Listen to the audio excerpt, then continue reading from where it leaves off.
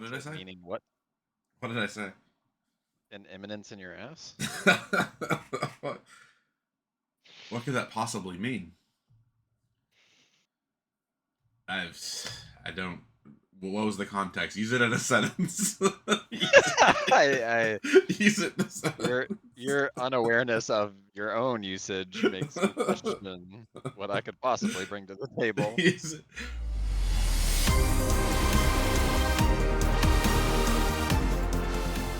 Hi everyone, and welcome to another Atmos Gaming video. We're back with Avatar. We're like 3 or 4 sets in a row now doing reviews. So this is the rare and mythic one. This is the fun one. We did the commons and uncommons. And I have to say, you might want to check it out because we have been killing it. I've benchmarked us. Our reviews have been fire. Yeah. The Quantum Riddler call on value was fire. Like, it's like $42 now. I mean, I called it should be at least 20 when it was 10, but like, so we'll try to make some more of those calls on this one. If we think something's broken, we might be like, this card's sick. However, we will still be approaching it from a limited first focus, even though it's the rares and mythics. But we'll mention, like I said, constructed, commander, if we think something's particularly broken. Was it? Like Edge of Eternities, we were like, this seems like a commander staple, and this seems like a commander staple. Yeah, there was a handful. That was cool. I just still think that was a really cool set. But here we are in Universes Beyond. That set. Yeah, this is a good set. This is also a good set. A big improvement on Universes Beyond. And right before we get started, we'll be doing the same A through F thing. And also, I was completely ignorant of all the commons and uncommons, and also rares. So these will pretty much all be new to me. I do know the show a little bit. I've watched for the most part. Yeah, Gabe knows the show a little bit better than me, but I've recently watched like the first season, so it's like pretty fresh on my mind, and I like it. It's a cute show. Right before we get started, Riftbound. If you like Magic and you know about Riot's propensity to copy good games using the people that were good at those games, Riftbound's kind of neat. That's all I'm going to say. Doing some content on that right after this. A bombarding of content. Because I have all the time in the world to make it. You and me both. Yeah, for real. All right. But we can't stop ourselves from reviewing cards at least. So kick us off, Gabe, with Momo. Momo, friendly flyer. 1 white for a 1/1 flyer. When the first non-lemur creature spell with flying you cast during each of your turns costs 1 less to cast. Non-lemur. Very specific. Yeah, no more Momos after this one. Whenever another creature you control with flying enters, Momo gets +1/+1 until end of turn. Weird. I mean, whoa. There's also a 1/1 flying vigilance for one at uncommon, right? I think the uncommon one's actually better than And an ally? This is an ally? Yeah, this is an ally. The other one's probably an ally too, because it is Momo. I mean, this on 1 in a flyers deck is just nuts, though. It's true. It's true. That other one was also really good. Yeah. Oh, you're playing. I mean, this card's nuts. Sure. I'm just trying to think if it's better or worse than the uncommon. The uncommon was like triple modal when it died or whatever, and one of them was a 1/1 counter. Yeah. This one does make everything cost less, which is pretty dumb. It's basically a 1/1 flying mana ramper in the flying decks, a colorless mana ramper that still gets to attack aggressively, so much better than a simple mana ramper. So yeah, this is like a B. Obviously, the flying deck is what you're doing here, but yeah, like of course. B to B+. Great card. Yeah, but I mean, it also goes crazy in tokens. Oh, nice. He looks so sad there. It's only creatures with flying. There's not like a ton of those. Yeah, that's fair. And it only reduces flying costs. It's like very much the flying build around. Interesting that they chose like the schematic sort of approach for the alternate art of these. It almost feels like, having recently started collecting art, specifically animation art, which now actually gets some Avatar animation art, these are like the character concept drawings. Because like you can actually buy those as well, like the original sketches of certain characters. Like that Space Ghost one that I wanted, that was insane. It went for like 12 grand though. Yeah. Like 8 grand. This is the sort of drawing that it is. I feel like this is a better iteration. I like the schematic drawings. Before. Like I liked it in Brothers War. Yeah, they're just fine though. Brothers War was like, probably the one that did it the best. Fun. Yeah. They worked with artifacts, but they haven't yet pulled it off with characters. We'll see if they can do that now. Yes. Yet another Momo. This is me.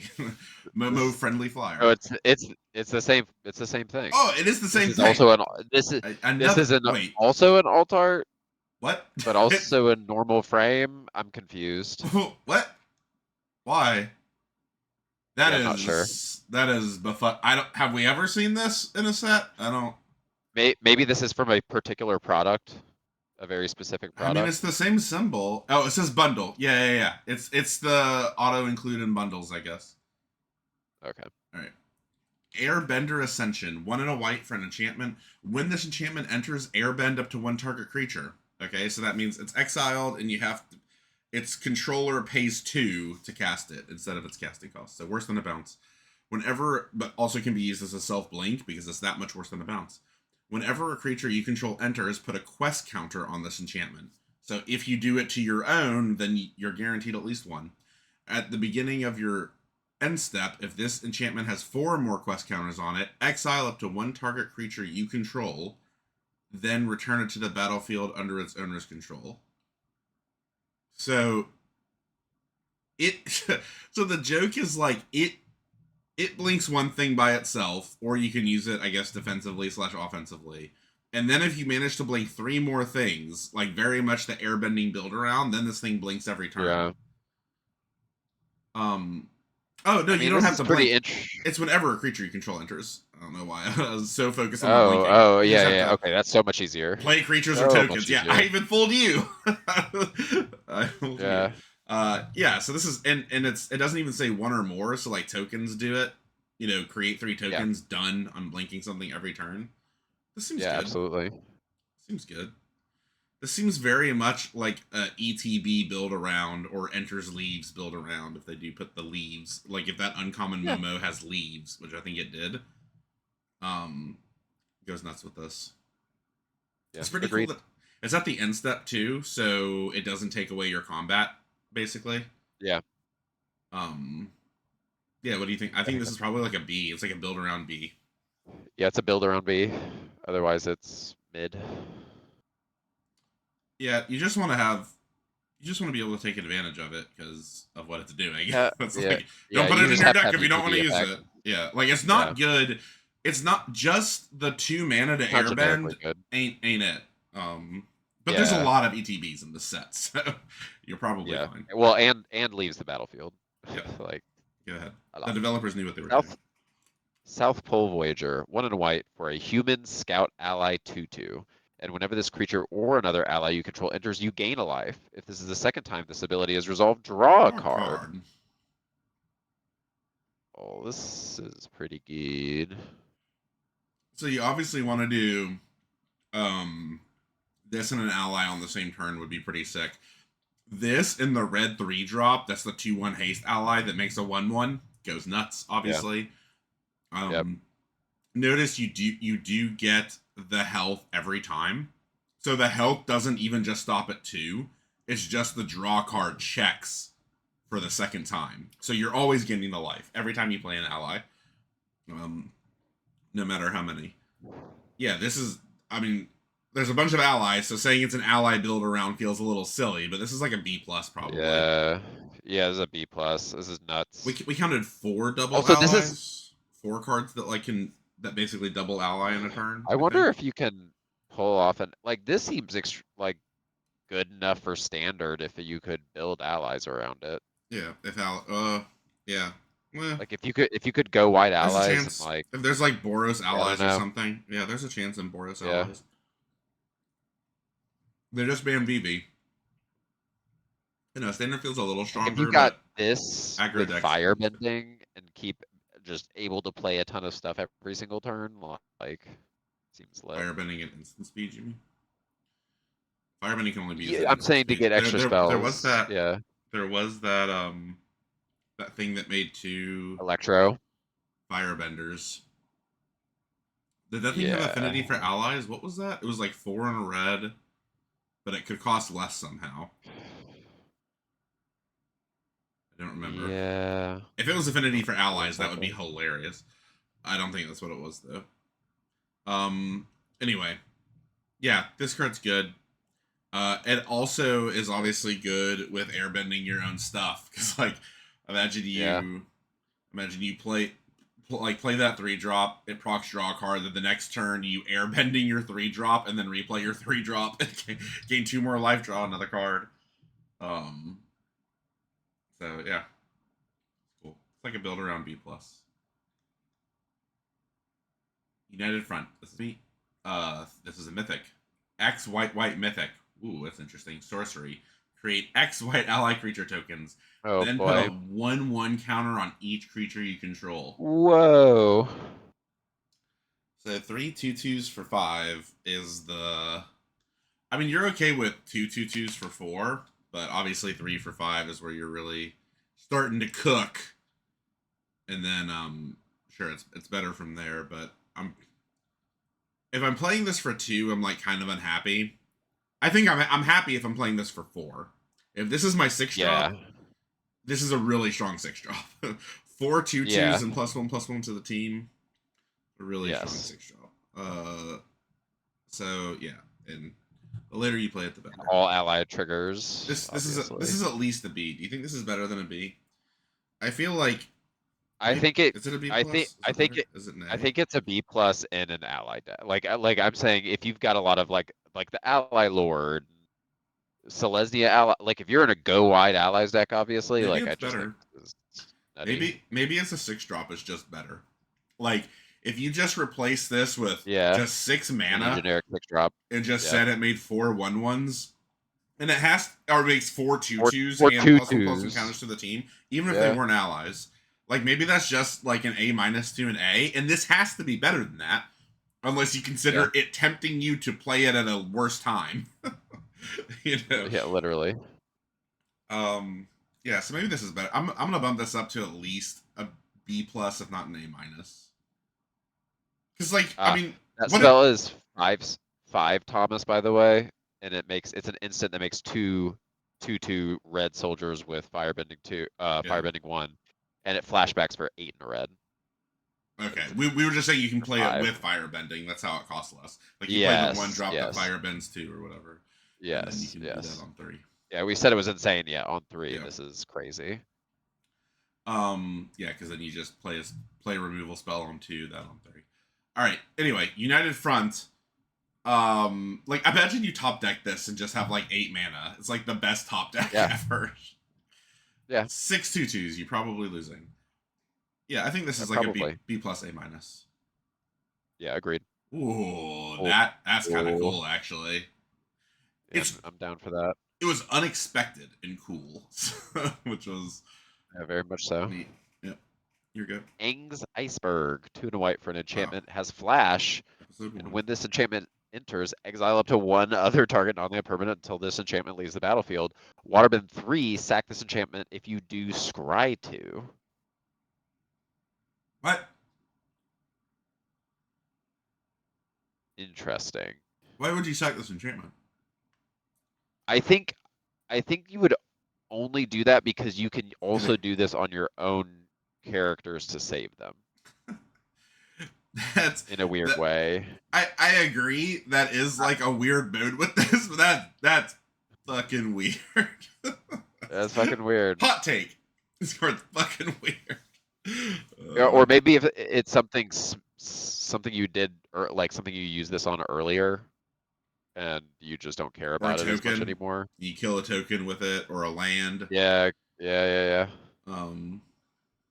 And it's like a buyout. Oh no, it's non-land permanent. This cannot target earthbound lands. Yeah, the earthbound. Yeah, earthbending. Yep. I mean, this is still just a really good Oblivion Stone. It's a flash Oblivion Stone. I mean, that's cracked. Yeah, it's flash. It's cracked. Some weird ass upside. So yeah, this is like a B. Yeah. B+. It's a B. For sure. Maybe the upside gets it a plus. We'll see. Okay, this is awesome. This is awesome. Yeah, I'm down for that. That is awesome art. Well, Suki, Courageous Rescuer. This is awesome art. 1 white. Human warrior ally, legendary. It's a 2/4. Other creatures you control gain +1/+0. Straight up, Lord of all.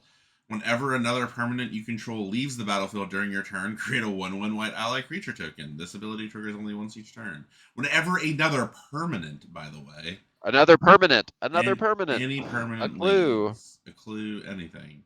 But it is only once each turn, because obviously that would be some of the dumbest text we have ever seen if it did not have ability triggers only once each turn. Whenever anything happens on your board, make a 1/1. Also, they're all 2/1s. This card's good. Yeah, bizarre. This card's very good. This card's very good. This is also. Yeah, I feel like this is like a B plus A minus. Like if you're aggressive and or go wide, if you because like this card feels so aggressive. Hey, Thomas. Yeah. Your mic is doing some weird shit. My mic is doing weird stuff. Well, it's the Yeti your is what beard. It might be my beard, but they're not hearing it because they're only hearing the Yeti. So. Oh, okay. Yeah, but I should still fix it. It's driving me crazy. Yeah, I'm not. Yeah, I think it was buried in my beard. What a weird guy. But yeah, this card is so aggressive. I almost feel like you can attack with it. Cause like it's a 2/4 for 3 still. Like it's pretty good. Yeah, because they kind of have to block it, but like they have to kill it, but they probably have to double block it to kill it, which is such a bad tempo play. And maybe even you take one of theirs, like dude, that 2 mana instant +3/+1 to a creature and make a clue with this. That's gross. Yeah, they so maybe here's a hot take. Maybe the Magic designers have figured out that in order to actually push combat tricks, you need to make more aggressively costed big butts. I wonder if that's a thing. Because I have found myself wanting to keep saying they seem more important in this set, and I think it's the butts. I think it's all these 2/4s. Because whenever I see a 2/4, I'm like, +2/+2 slaps on that. Like that. +2/+2 slaps hard. +3/+1 goes really hard on this card. Yes. In a way that it very rarely does. Yeah, and it's devastating. Like, your opponent just can't win that combat. Like, God forbid you went first. No. You went first, you're like, 1-drop, 2-drop this, and then you just attack with all of them and have that combat trick. What are they doing? You're even redrawing and making another 2/1 because you sacked the clue. Yeah, that turn, you got blown out. Oh my god! You just you flip the table. Yeah, and A minus. Yeah, A minus. Sorry, this is a fun card. It's okay. I'm just gonna finish the mission. Yeah, that's also. I'm okay. Just finish the mission. What a badass. Yeah, actually, absolutely. I said that stupid. She would have said it much more like a badass. I'm okay. Just finish the mission, dumbass. Yeah, there you go. That's what she would have actually said. Oh, Appa, Steadfast Guardian. Yeah, it's a cool card. 2 and double white, 4 total for a 3/4 flash flying. When Appa enters, airbend any number of other target non-land permanents you control. Whenever you cast a spell from exile, create a 1/1 white ally creature token. It's amazing. Oh, baby. It's a restoration angel. This is a new resto angel. Different take on it. It permanently tucks them. Yeah. Yeah, very interesting. So I guess you use this to like.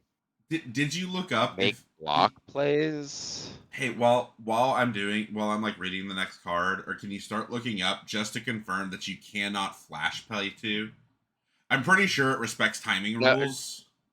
It respects timing rules of the card. Yeah. Okay. Like it. Yeah. So if it's an instant, as it should. Everything can be played, but only as it normally would be. Yeah. Okay. Yeah, that makes sense. If it itself has flash, then yes. So it's a restoration angel, exactly to Gabe's point. The intent is that you tuck your creatures like Resto Angel, and it's not quite as good as Resto Angel because you do take the tempo hit to replay them, but you also do get cash triggers, which might be relevant in other formats that aren't this, because everything ETB, there's nothing that's just a cash trigger in limited. Let's be real. Yeah. But you get 1/1s for your trouble. You do. And any other time that you play something from exile, which in other formats can be other things. Also potentially this. That is interesting. Yeah, this seems like I'm kind of trying to hint that this might be pushed enough for constructed, because maybe you're actually just entirely using it as a blink. Like maybe in standard or something. Just playing the most powerful ETBs. Well, because remember, there's also like that cryogenic relic, like this blinking cryogenic relic. Oh my god, it's kind of neat because that will it'll draw you when it leaves as well, right? So yeah. You're happy to pay the 2 to replay it. So maybe, I guess, and it already costs 2. Maybe this can do something in some sort of control deck. I guess it's possible. Okay, in limited, this is just just a 3/4 flash flying for 4 is already like a B.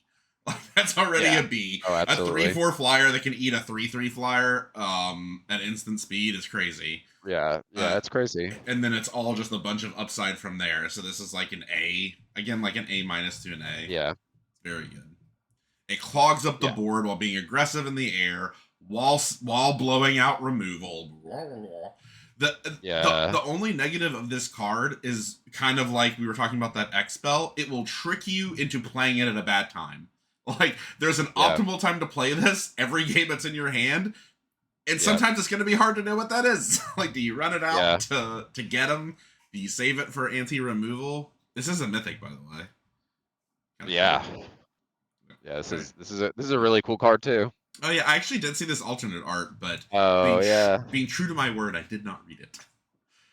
It's pretty good. It's pretty good. That's excellent alt art.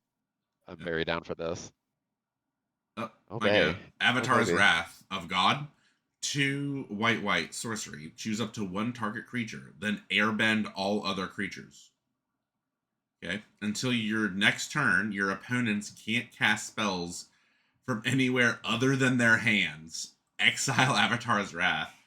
Oh, that's a beating. This is a crazy tempo play. It's like airbend stun. It's like I airbend your shit. Yeah. You cannot unairbend them until I get to. Destroys token decks. This might be if token decks are super popular in this format. This just wipes tokens. In limited, I think this is probably pretty good. I mean, I would kind of think so. Its fail case is guaranteed getting you tempo. The fail case, the fail case is 1, you're not fast enough to take advantage of it, and 2, your opponent has better ETBs than you. Then it doesn't feel great. Because like I think you either have to kill them fast or. Is this best turn 6 when you can like play this and then immediately replay your like best thing the same turn, so it's readied? Yeah, because it makes them 2 no matter what. So yeah, that probably would be. Well, you keep one of your things, and then you get your second best. Right. Yeah. That's what I mean. You got to take advantage of it in a hurry, you know. Yeah. But to your point, in the late game, you might be able to. I mean, even turn 8, right? Like bring 2 of them back, so now you have 3 creatures, and your opponent's like, I better can draw something. You're at that point you're top decking most likely. Yeah. Yeah, it's probably pretty good. It's weird though. Yeah, this is like I wonder. Okay, let's just say hypothetically, you're going first. So you go 3-drop, I go 3-drop. They're like both 3/3s. You go 4-drop. If I can play this on 4, do I? Like play this on 4. Both of yours. I think it's wildly dependent. They both airbend. I crack in for 3. Let's say they draw and play a 5-drop. Yeah, it's not worth, because then like I can't attack into their 5-drop. I play whatever, a 5-drop ideally. Then they can either play a 6-drop or like unairbend both things. All I've really done is crack in for 3. I'm just trying to think if I don't think I ever really want to play this on 4. Yeah, I don't know. Yeah, I don't think so either. It's probably fine. I think it's fine, and obviously you don't want to be in tokens. Yeah, it's definitely. You're running this in your deck. It's definitely pretty good in a stalled board state, but like that's kind of the only time it's good. Late game stalled board state. Yeah, maybe it this is hard just to good. evaluate. Yeah, maybe this is like if I'm not running. But I really have to care about ETBs. it's an interesting wrath because like you're also developing your board, so like like it's not the sort of wrath where like your opponent's like, do I overcommit or not? Because no one's really losing anything. Right. So it's like a weird ass late game tempo play. I don't know. This card's weird. I think it's like a That's B weird. minus. That's my guess. Yeah, I'm gonna say it's a C plus. A C plus. It's a weird place to put a highly conditional rare. It's like a begrudging first pick. Yeah. Yeah, maybe. All right, you're good. Hakoda, Selfless Commander, 3 and a white for a legendary creature, Human Warrior Ally, 3/5. It has Vigilance, and you may look at the top card of your library at any time. You may cast ally spells from the top of your library. Sacrifice Hakoda, creatures you control get +0/+5 and gained indestructible until end of turn. +0/+5. Weird. Big defense. Yeah, so Turbo Ally Lord plus saves the whole team. I mean, what's not to like here? Yeah. It's only a 3/5 vigilance for 4. Is it an A minus or an A?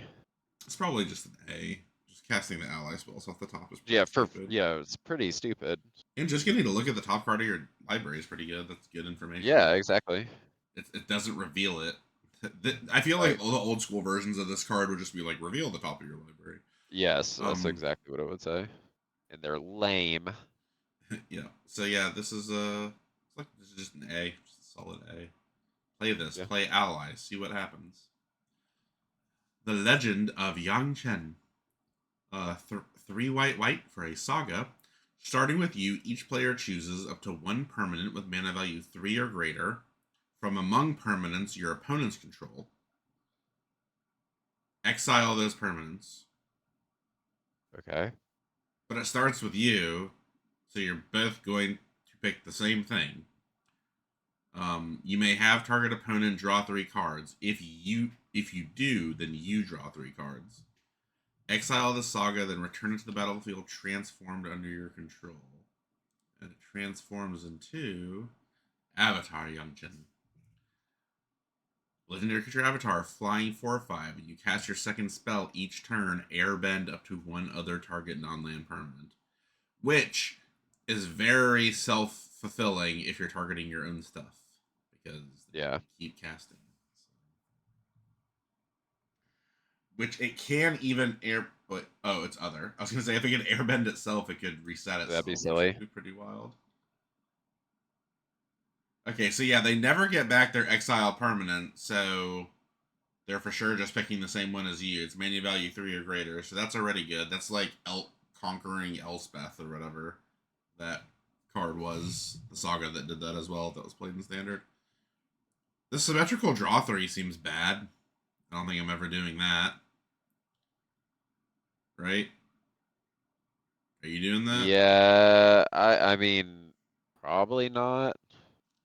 It did just exile your permanent, and then this is a 4/5. I don't really want you drawing an answer to that. I figure I'm ahead when I play this, and I don't want to give you a draw to deal with it. Yeah, that whole mode is weird. This is the 4/5 that blinks stuff. 4/5 flyer for 5. That also exiled something of yours.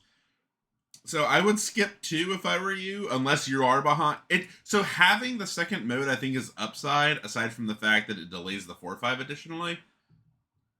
Because like sometimes you will be the one that needs an answer, and it is you have spent 0 mana that turn, right? So like you're drawing the cards first, or you get to use all your cards first on your turn with all open mana. So I think it is upside to have the option. But just the other 2 things, an exile, then a 4/5 flying that can blink. Yeah, so this double exiles them, right? No, it single does, because you just both choose the same permanent every time. Oh, they're just always gonna choose the same permanent. Right. Yeah. So yeah, this is unless they don't know what they're doing in Magic Arena. That'd be hilarious. Get both of your things. That'd be so sad. I'd be so upset if I accidentally clicked on something different. Yeah, this is just like an A, probably. Maybe an A minus because it's a little slow. It's kind of slow, but yeah, I think it's an A minus. But very good. Oh, sick art. Oh, that's sick art. Oh, Oh, it's really sick. That's really good. I've not seen that. It's also a mythic, by the way. Yeah. On to blue! Go. Woohoo! Tiger Seal. Blue. It's a cat seal. It's a 3/3. It has vigilance. It's a 3/3 vigilance for 1. At the beginning of your upkeep, tap this creature. Whenever you draw your second card each turn, untap this creature. It's hilarious that it has vigilance. Yeah. Look at the baby. Look at the baby Tiger Seal. Oh, it's adorable. No. Everything's about this card is ridiculous. This is absurd, but I have no idea how, like, was there enough card draw to like really be ever playing this? Can you ever play this? I don't think so. I think because it's literally just a self-tapping creature all the time otherwise. Unless you have that equipment that untaps things too. Yeah. If this card said it doesn't untap during your untap step, it would not be able to. If it did not have vigilance and just didn't untap by itself, I think it would actually be quite good. Because then all you would need to do is draw a second card once to at least have it untapped as a blocker. And if you're really doing the thing, you could threaten as an attacker. But this noise of it tapping itself every turn is kind of dumb. It's really dumb. F. I'm not going to try this, but it'd be funny if you could do it. It'd be funny if you drew enough cards to do there's definitely if you have enough card draw, like you really consistently can card draw, I would try to play this. Oh, that's not an F. Look at the sweetness. You know, if you had a vehicle or something to crew, you could crew that every turn with it before it tapped itself in response to its trigger. Yeah. Okay. Wan Shi Tong, Librarian. Have fun. X blue for a mythic bird spirit, flash flying 1/1 vigilance. So it's a flash flying 1/1 vigilance for 2 blue. And when it enters, put X 1/1 counters on him. Then draw half X cards rounded down. Whenever an opponent searches their library, put a 1/1 counter on Wan Shi Tong and draw a card.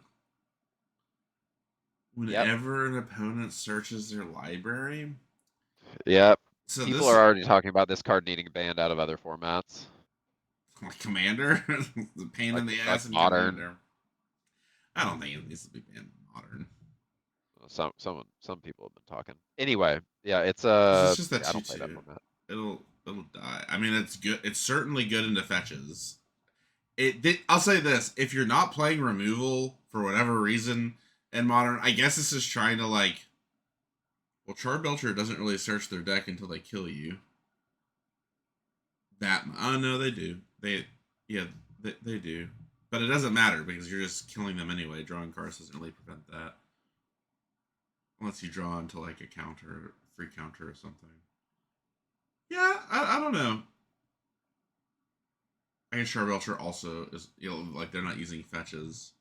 There's just a lot of cheap removal in Modern to deal with this. Anyway, I'm getting caught up on Modern. Obviously, this is just full on stupid and limited. Yeah. It's a 3/3 flash flying vigilance for 4 that draws you a card. Draws you a card, guaranteed. I guess that's it. Draws you a card. They're probably not searching their library either. Yeah, the only thing that searches library is green. There was that one like blue or white card that got a lesson or whatever.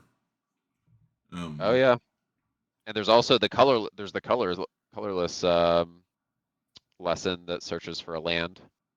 It's true. Yeah. So there are some things that would be annoying if they got turned off by this. Yeah. Yeah. This card is good. I think it's it doesn't get turned off. They just straight up, you're just giving them a card too. Yeah, I think this is highly desirable in Commander. as well. I think this is ridiculous in Commander. This is Maybe obviously a Commander out of 10 card. maybe even CEDH. It can actually be your commander too, which is interesting. Ooh, yep, that is interesting. So yeah, unlimited. I think this is like an A minus probably. It is it's an A to A minus. It's an A. What am I saying? Yeah, it's an A. It's an A. It's an Good A. card. 3/3 A. flash flyer that draws a card on ETB, Excellent alt art. and even more upside. Yeah, that altar is great. Waterbending Ascension. 1 and a blue for an enchantment. Whenever a creature you control deals combat damage to a player, put a quest counter on this enchantment. Then, if it has 4 or more quest counters on it, draw a card. Waterbend 4. Target creature can't be blocked this turn.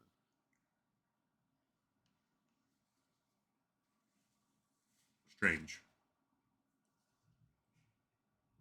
It's a weird go wide card almost. I think it's for flyers also.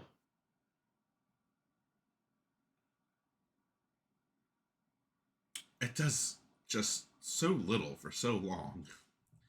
I mean, but then the argument is like, I don't.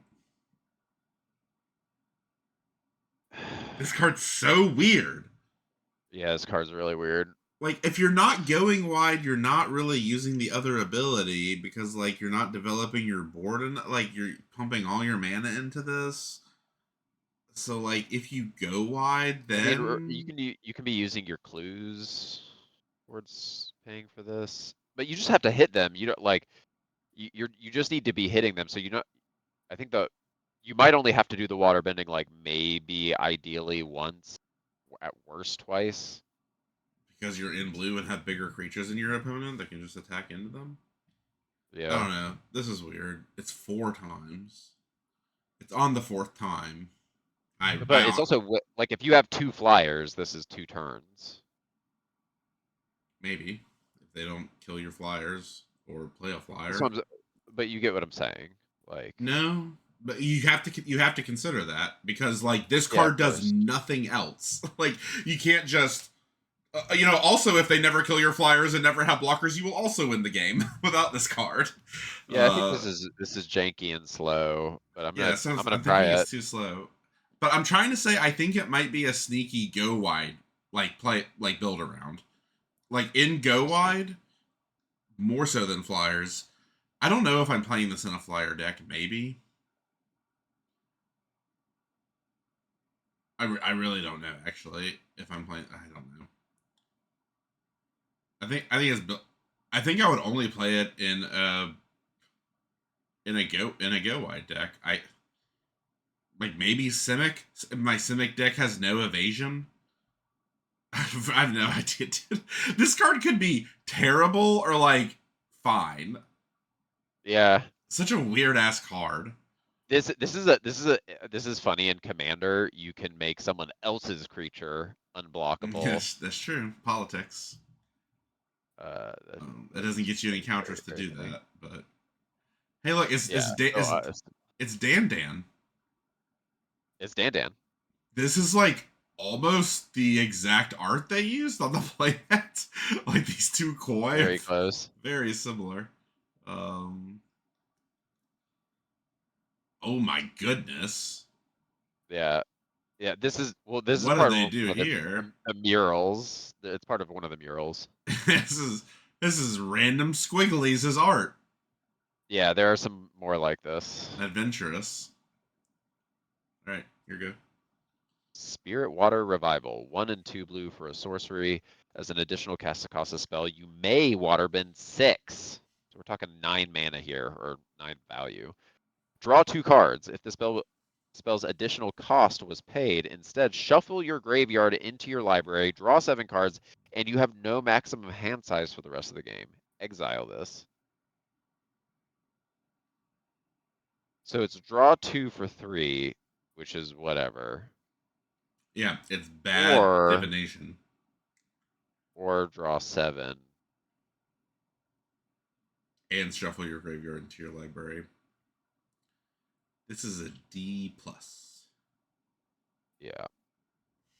Maybe it's better in the Go Wide deck. So in the Go Wide deck, let's say you get this if I have down like to a super 5. control-y, if I have a super control-y, like blue-black deck, I could see running this. So if you have 4 creatures, you can cast this for 5 and draw 7. Yeah. Notice at no point in that does it say you discard your hand. It has a flat draw 7. Like, it sounds like it's going to time twister you because it has the graveyard shuffle thing, but there's no, your hand's not involved. It's just draw 7 after shuffling your graveyard into your library. Interesting. Yeah, no wheeling is happening. So if you have 4 creatures, it's 5 mana, draw 7. If you have 3 creatures, it's 6 mana, draw 7. Or clues. Or clues. Or clues. So yeah, if I feel like I'm making, I can see it even playing this in Azorius. Maybe like going wide isn't like you're really going wide. You just have, because there's like 4 different creatures that make 2 creatures. You just have like 4 of those and a couple that also make clues and a couple other ways to make clues. And you're like, this is reasonable. Yeah, I think this gets there. How good is drawing 7 when you have clues in the format? Are you already just going to always have enough cards to play all the time? Or can you get enough value off of the clues to keep them for waterbending? Like, I don't know. Yeah, I'm gonna guess it still isn't good, but I'll upgrade it to like a C minus. I think maybe it's playable. Yeah. This whole waterbending thing is gonna be interesting with like treasures. Yeah. Tapping your treasures for mana, basically. Improvise. Is this me? Yep, it's you. The Mechanist, Aerial Artisan. 2 and a blue for a legendary creature, human artificer ally. He's a 1/3. When you cast a non-creature spell, create a clue. Sure. Tap until end of turn. Target artifact token you control becomes a 3/1 construct artifact creature with flying. So he makes clues and then he weaponizes clues. This seems good. This seems like this is hilarious in the lesson deck. This is a B+, right? Maybe because he can just do that at any time. He can do it on your opponent's turn as well as a blocker. So yeah, he's probably a B+. Yeah, he's a B+. This card is great. He's Being an able to make ally also, because why not? Mhm.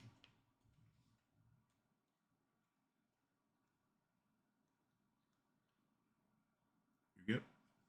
Ty Lee, Chi blocker, 2 and a blue for a legendary creature, human performer, ally 2/1 with flash and prowess.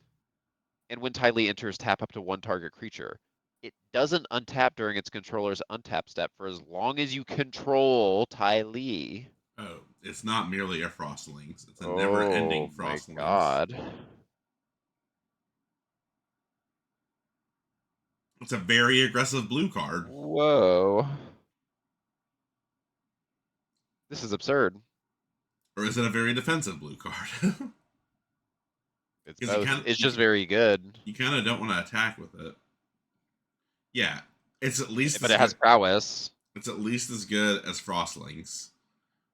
Certainly, it's at least as good as a Flash Frostlings.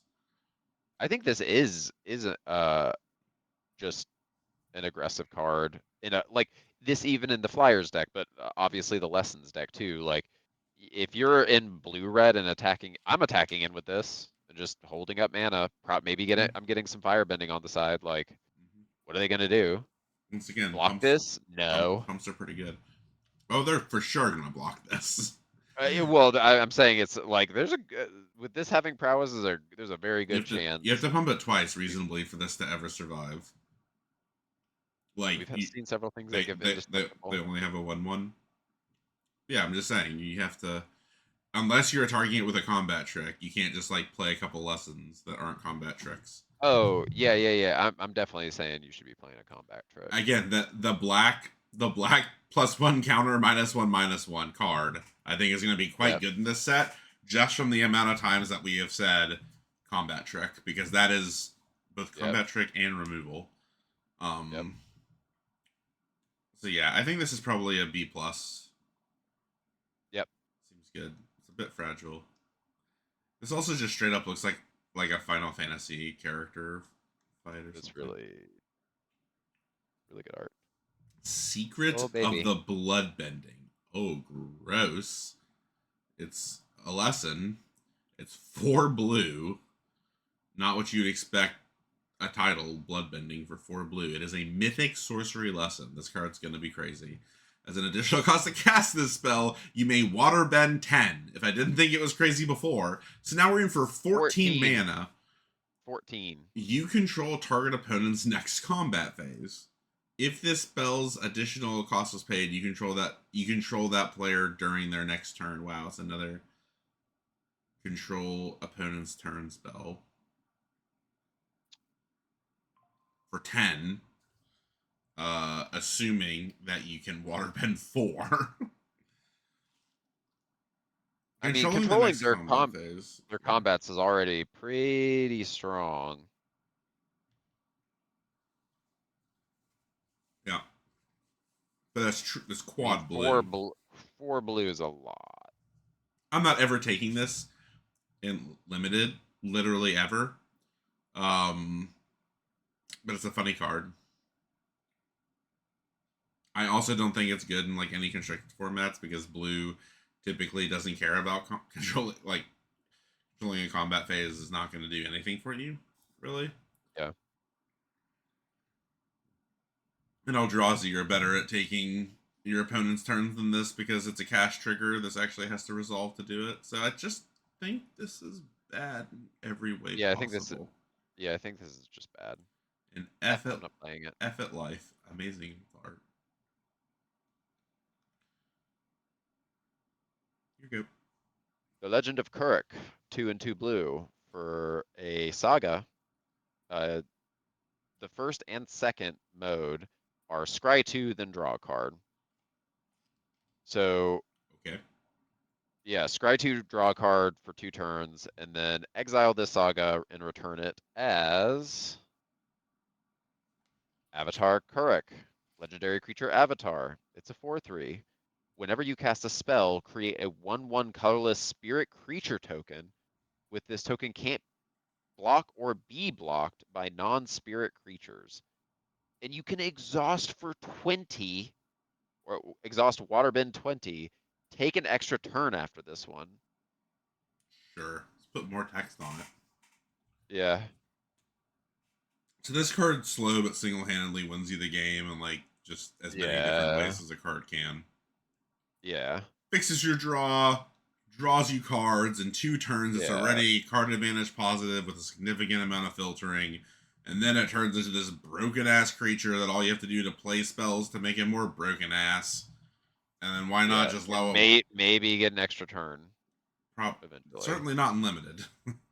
You're waterbending 20. You're doing it for the memes. Yeah. You're doing it for the memes. I'm gonna try to do this for the memes.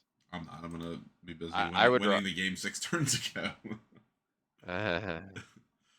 You'd have to have 12 creatures and 8 lands, or 10 lands and 10 creatures. Who am I joking? I'm gonna be mana flooded all the way up to 14 lands and somehow still be in the game and actually do that. But yeah, just be aware this is slow as piss, but this is like an A. Slow as piss, yeah. And this thing is so powerful, it's an A, even though it's slow as piss. Just fine. Plan to win the game with that. UA? Right? Probably UA. Excuse me, the Moon Spirit. 3 and a blue for a rare flying vigilance legendary creature, spirit ally, 3/3. Boy, flyers are priced to move in this set. Waterbend 5 tap. You may cast a non-creature spell from your hand without paying its mana cost. Whoa. That's wacky. That is wacky. That's going to be hard to take advantage of in limited. Like, how many expensive non-creature spells are you playing? Typically not too many.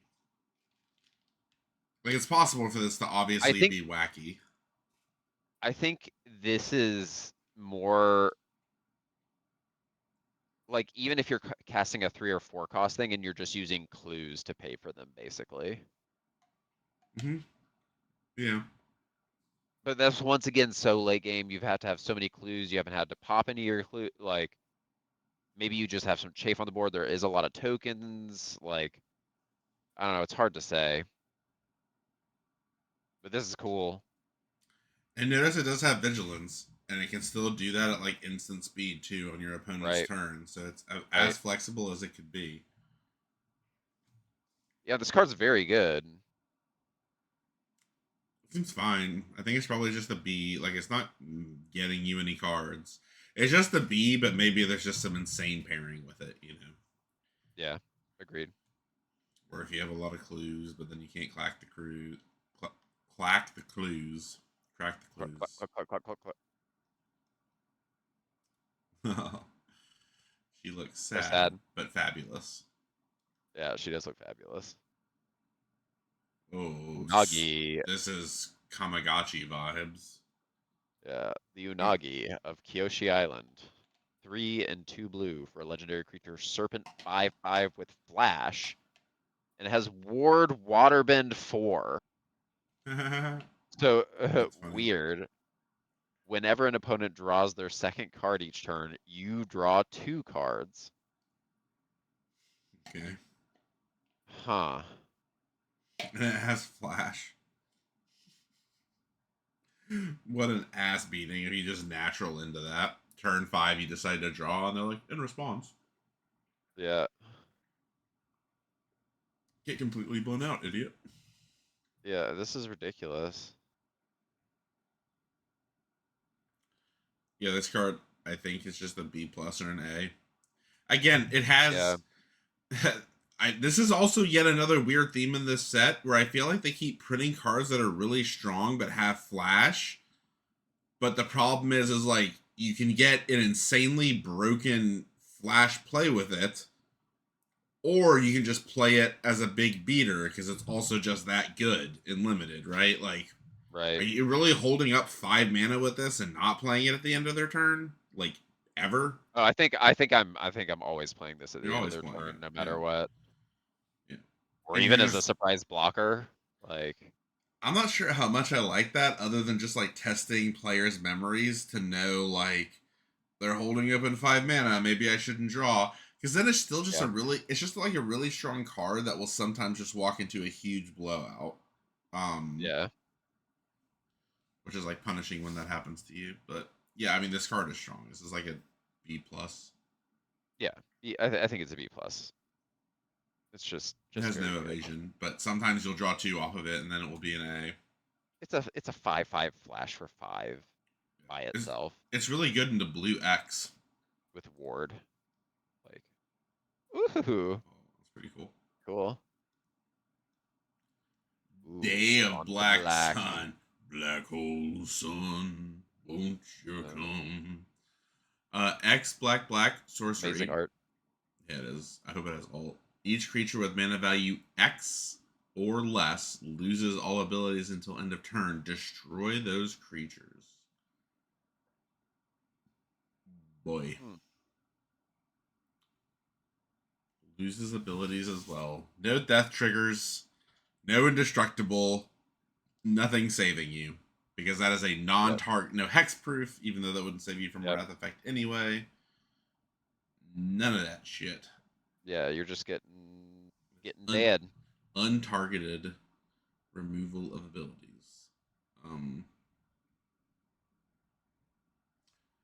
Double black is a little rough. So in limited again, you're wanting to play this for I think this is 5 or 6. Blue black. Because like blue black doesn't seem to be making a ton of tokens besides clue tokens, which obviously this doesn't care about. I would consider playing this in green as well, with just the idea that you can go over the top, right? Because this can be asymmetrical.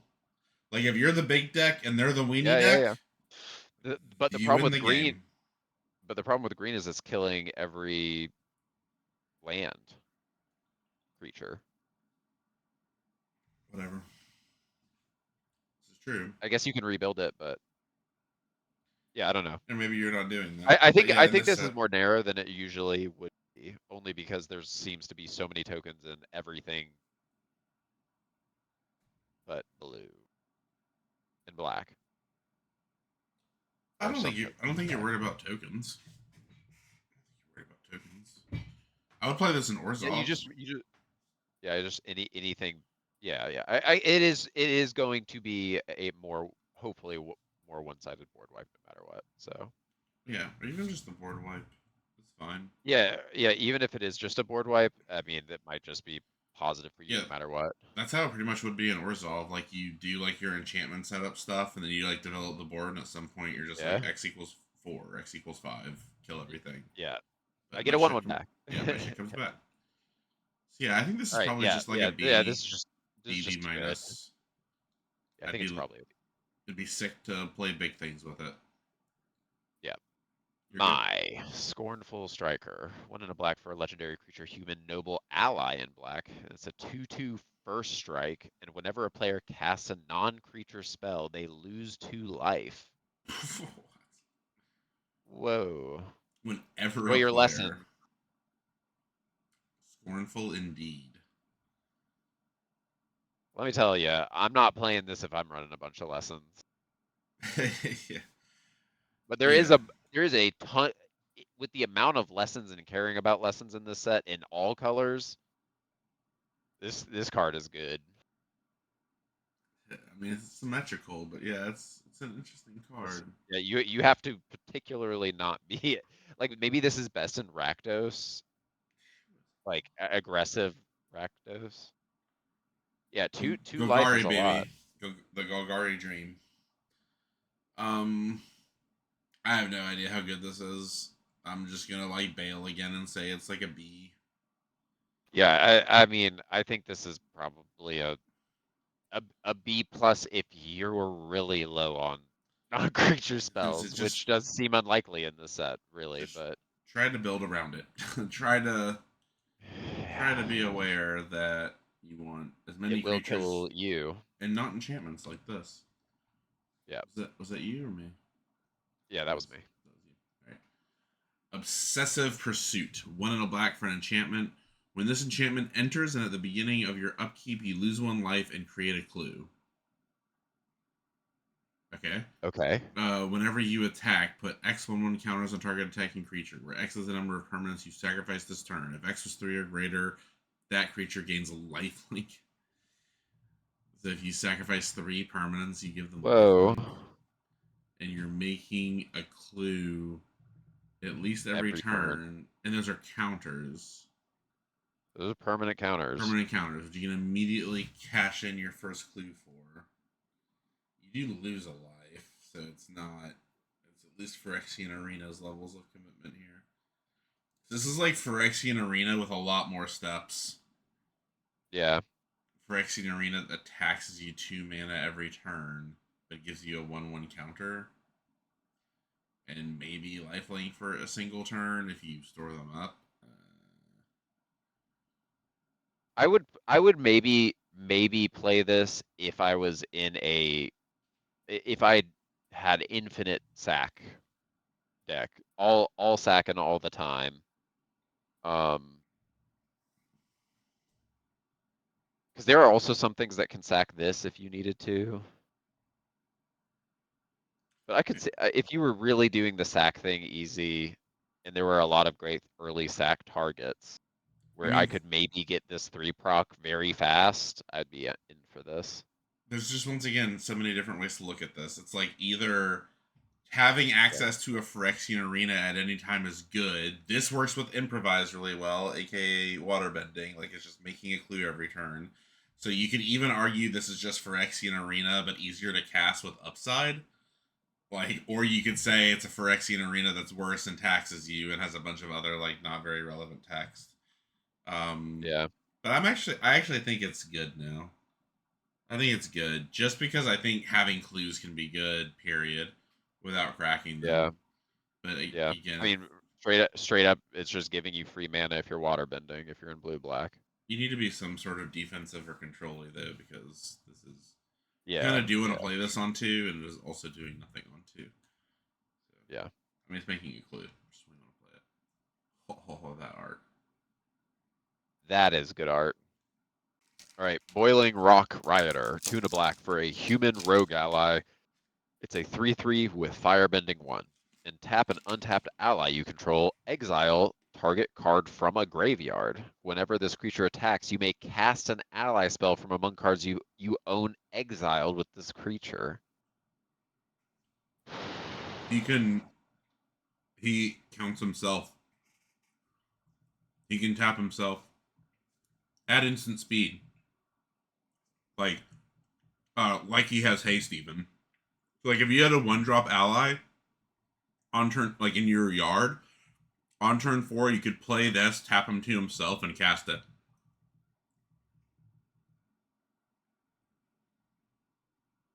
But he has to tap to attack. No, what do you mean? So whenever this creature attacks, you may cast an ally spell. My bad. Creature. I see. Well, you can at least exile. Well, then you can always exile whatever ally you have in your graveyard whenever you play him, just using himself. Yeah. For the next attack. Yeah. So the point still stands. The fact that he can do it as if he had haste sets up his very first attack to be able to do this, even if you had no other allies in play, because he himself is an ally. And he has firebending, which is pretty cool. So, this also allows you to use your firebending to cast a creature, because it casts a creature at effectively instant speed. Instant speed, yeah. That's interesting. Yeah, I mean, he also cost reduce the creature. This card's pretty good. This card's pretty good, especially if you can mill. Like if you have a chance to mill allies. Like imagine there's a 2-drop. Have we seen a 2-drop that just like mills 2? Like it would like the ultimate spike would be if on 2 you mill a 5-drop ally. And then on 3 you play on this, and then on 4 you attack and cast the 5-drop out of your graveyard on 4. Like that. Yeah. That would be ridiculous. That would go hard. There is that Rectus, but I don't think it's an ally. That ridiculous 5-drop that would then be a 6/5. Yeah, but this just seems very good. Weird that it's in black. This is very good. Didn't seem like black had that many allies, but yeah. What is it? This is like a B+. Black had, I think, several allies. At common. Yeah, I think this is a B+. Or at least solid B, minimum solid B. Yeah, maybe it's not as good only because it is definitely the least ally, you know. Yeah, that's what I'm saying. But maybe there's just so many other allies in other colors, whether you're in blue, black, or. We'll say it's a B+ or a B, but it could be even up to like an A- if you had a lot of allies. Yeah. And could protect them. Foggy Swamp Visions. 1 black. As an additional cost to cast this spell, Waterbend X. Exile X creature cards from graveyards. X target creature cards from graveyards. For each creature card exiled this way, create a token that's a copy of it. At the beginning of your next end step, sacrifice those tokens.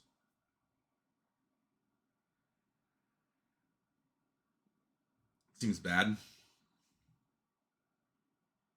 You're just getting ETBs. Spending 4 mana to... Assuming the creature doesn't have haste, right? All it's doing is proccing its ETB, and I guess giving you sack fodder. Why would I do this? Hey, if you had Appa. No, that doesn't work. They're tokens. It makes tokens. Oh, it is a token. You don't actually get the cards, so you can't blink them. Yeah, that was my first thought. Is well, if they were blinkable, if it was the actual creatures themselves, that could be interesting. But then it would still probably just return to your opponent's control, which would be really bad. Sometimes when things come back, they go back to their owner's control. So you're getting ETBs and you're getting things that are sackable, and you're also maybe spending 0 mana for it. I don't know. I'm not going to play this. I think this is bad. I think this is an F. Yeah, this is F, fortunately. Cool art. You're good. Raven Eagle, 2 and a black for a bird assassin 2/3. It has flying, and whenever this creature enters or attacks, exile up to 1 target card from a graveyard. If a creature card is exiled this way, create a clue token. Whenever you draw your second card each turn, each opponent loses a life and you gain a life. Well, this is an ass beating. Enters or attacks. Yeah, so it... Yeah, this card's frightening. Yeah. I mean, no matter what, you're slamming this on 3. Like, Yeah. who gives a shit? It's a B+. Hopefully you're like, yeah, it's a B+. You just have to hope they don't play a bigger flyer or kill it, because if one of those two things doesn't happen, it's probably going to win the game by itself. So yeah. That's pretty cool. Excellent. And again, you get that second proc, obviously, even if you're not doing the clue thing. It's like both payoff and fuel all in one. Yeah, it's ridiculous. A mythic vehicle, very interesting. The Hindenburg. Whoa. It's a Zeppelin.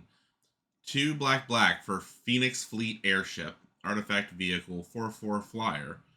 A black 4/4 flyer vehicle. At the beginning of your end step, if you sacrifice a permanent this turn, create a token that's a copy of this vehicle. As long as you control 8 or more permanents named Phoenix Fleet Airship, this vehicle is an artifact creature. Oh my god, this card's ridiculous. Holy shit. It's Clue 1. This card is ridiculous, dude. Because this card is completely silly. They each get that text. So you only... Yes. It is at least just your end step, so it takes... So if you play this on 6, did this crack clue, you immediately go to 2. Next turn you crack a clue, you go to 4. Next turn you crack a clue, go to 8. And then 4 of them can attack.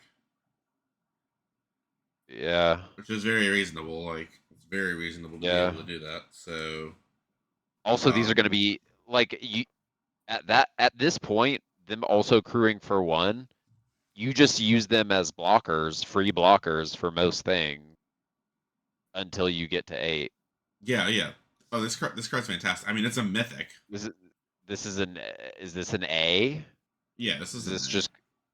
Yeah, this just wins you the game no matter what. Okay, if they do not kill it.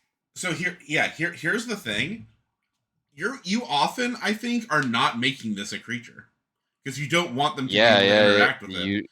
Yeah, absolutely. Or once you get to 4 of them, I might make one of them a creature and be like, kill it. Yeah. I dare you. Right. But I'm saying, like, even in a dire situation, this is insanely strong because, like, even if you had to block something when you first made the 2 of them the next turn, let's say. Its fail case is still strong. It trades with a 4 this card is just always broken. No. Okay, well. If fail cases you need a creature and you draw this because you don't have a creature, that'd be bad. Yeah. But yeah, I think this is an A. A. It will fly away with the game.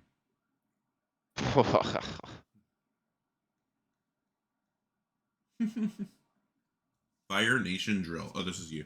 Hilarious. Fire Nation Drill. 2 and 2 black for a legendary artifact vehicle. And it's a 6/3 trampler. When the Fire Nation Drill enters, you may tap it. When you do, destroy target creature with power 4 or less. Pay 1. Permanents you control. Permanents your opponents control lose hexproof and indestructible until end of turn. Upside. It crews for 2. Why is this a card? What part of this is fair? I don't get it. Why are they allowed to do this? I blow up your 4-drop and I get a 6/3 trample crew 2 left behind with other weird ass upside. What? A? Yeah, I think this is an A or A-, but it's probably like it is. There are the times when, again, you just like draw this off the top and you're like, well, they have a 6-drop and a 5-drop.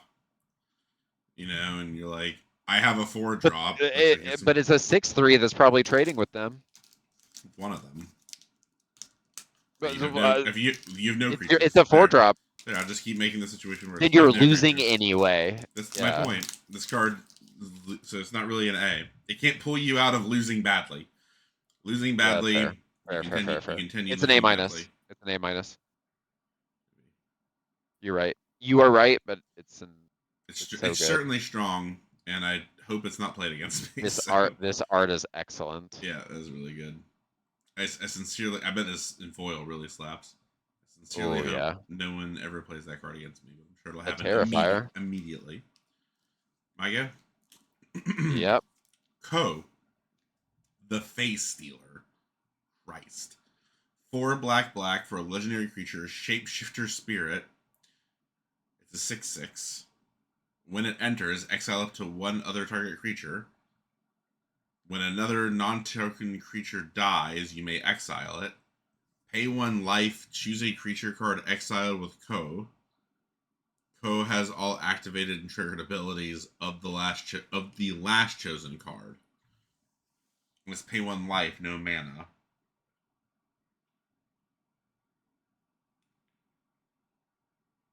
It's ridiculous. This card is ridiculous. This card is ridiculous. The exile theme doesn't even come back. Ever. No. It's just everything else is actually just more upside from that. Yes. It's already an unconditional exile for 6. That is blinkable. That is blinkable. Or what is it? Air bendable. Oh, that'd be really dumb. Yeah, totally reasonable to airbend that. I mean, this is a mythic, thank God, but yet I think this is an A+. Yeah. I think this is an A+. Because if this Oblivion ringed your opponent, I think it would be like a B+ to an A-. But it doesn't. Yeah. It's just a permanent exile. It's just a straight up exile no matter what. Exile. And then also I'm Agatha Soul Cauldron or whatever. Yes. Also gay. I mean, yeah. It costing 6 is like, it makes it hard to say it's an A+, but I think it is. Yeah. Oh boy. You get a big one. Rise of Sozin. 4 and 2 blacks, so 6 total. For a saga, destroy all creatures. There it is. Board wipe for 6. Sorcery. But you then get to choose a card name. Search target opponent's graveyard, hand, and library for up to 4 cards with the name and exile them. That player shuffles.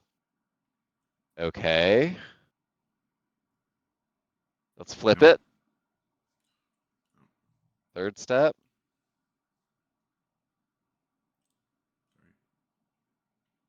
Firelord Sozin. He's a 5/5. He's got Menace and Firebending 3. When Firelord Sozin deals combat damage to a player, you may pay X. When you do, put any number of target creature cards with total mana value X or less from the player's graveyard onto the battlefield under your control. Oh. That player. So it's only your graveyard. How much? What was this rent set again? So 5/5 Menace Firebending 3. Cost 6 from and there. Wrath. 6 Wrath. Also exile something that they have, but in this that doesn't matter literally at all. So you still have to rebuild the board, but it is leaving you behind a 5/5 with Menace and Firebending 3 that can also get you back a bunch of stuff immediately. Yeah. This card feels like a A. Yeah, I think it's probably just an A. I mean, I think just being a board wipe stapled onto a 5/5 is like pretty nuts. It's like build your own broken Wrath effect. Build your own asymmetrical Wrath. But you're like if you hit them with this thing, you get everything basically guaranteed because of his firebending out of their graveyard for free. What? when he deals damage to a player, you may pay X. When you do, put any number of target creature cards with total mana value X or less from that player's graveyard onto the battlefield. From that player that you damaged graveyard onto the battlefield. Oh. So, but it's also firebending you 3. So you could just literally, the turn after you initially had played this, when you get to actually attack with this, you just get actually everything out of their graveyard, because there's no way that they have anything more than like an 8 or 9 drop creature specifically. And you probably can pay that much mana. Yeah, you're right. It's slow, but It's slow, but I mean, it's gonna get you there. It's slow, but it does start by wrathing. Yeah. Which... Is this best in blue black? Blue black control? Yeah. Whatever plays the least creatures. It's the best though. Yeah. And we're on to red. Time has passed. Hair is missing. And we're gonna redo red because I was passed out like 10 times during it. I was much too tired. More awake now, marginally, but more awake now. All right, I'm gonna kick us off with Direct Lightning because this card is apparently worth like $8. I've since the set has come out. I've done a pre-release. I've played a draft, so I actually know some of these cards now. It's been interesting not knowing any of the rares, but knowing all the commons and uncommons well. It's been an interesting experience. I don't hate it, honestly. Yeah. It's like opening packs are like more fun because I was like, oh, I have to read this card. It made the opening take too long, probably. Anyway, 1 red, instant lesson. As an additional cost to cast this spell, pay 5 life or pay 2. Change it fucking deflect and swats. Change the target of a spell or ability with a single target. And it's spell or ability, which is the actual deflecting swat text, which is pretty rare. So that makes sense why this is, $7.50 to $8 card. At least it was yesterday. Yeah, no, I mean, this card is a commander staple immediately, but I think it's good enough for this too. Like 5 is a lot. Yeah. But it's a 2-for-1.